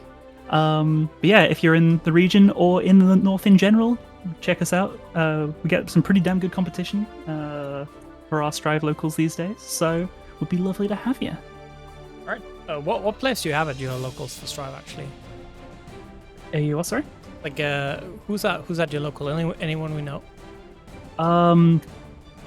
In terms of the actual people in Nottingham, it's pretty much me and Hemi these days. But we get Phoebe, we get Ketchup Neve, we get Neo Jester. So it's like it's decent. Yeah, it's alright. It's alright. Yeah, I mean that's a lot of regulars. That's what I aim for sure. That's kind of cool. It's good stuff. 100%. But yeah, that is my cue to go to our little top 8 image as usual. Let me show that we actually do have a YouTube channel. I've been very good lately, a good TO. I've been getting VODs out in time.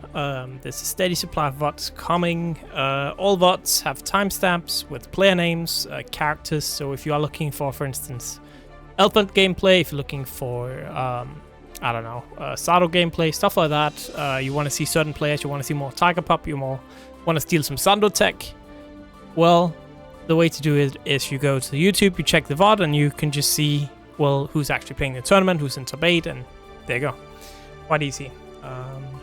And we are nearing 1,000 subscribers, which means I'll earn like $1 per month, and I'm super hyped for that, because, that means I'll be, I'll be rich. Rolling in it. Let's go. But we are gonna rate somebody as usual. See who is live. Anyone I know. Oh, Pixel Buddha is streaming. Great Pixel Buddha. Or Pixel Buddha or Volta and Taris. Who should we? I don't think I rated Volta before. Let's do Volta. Do what your heart leads you to. I think I rated Pixel before.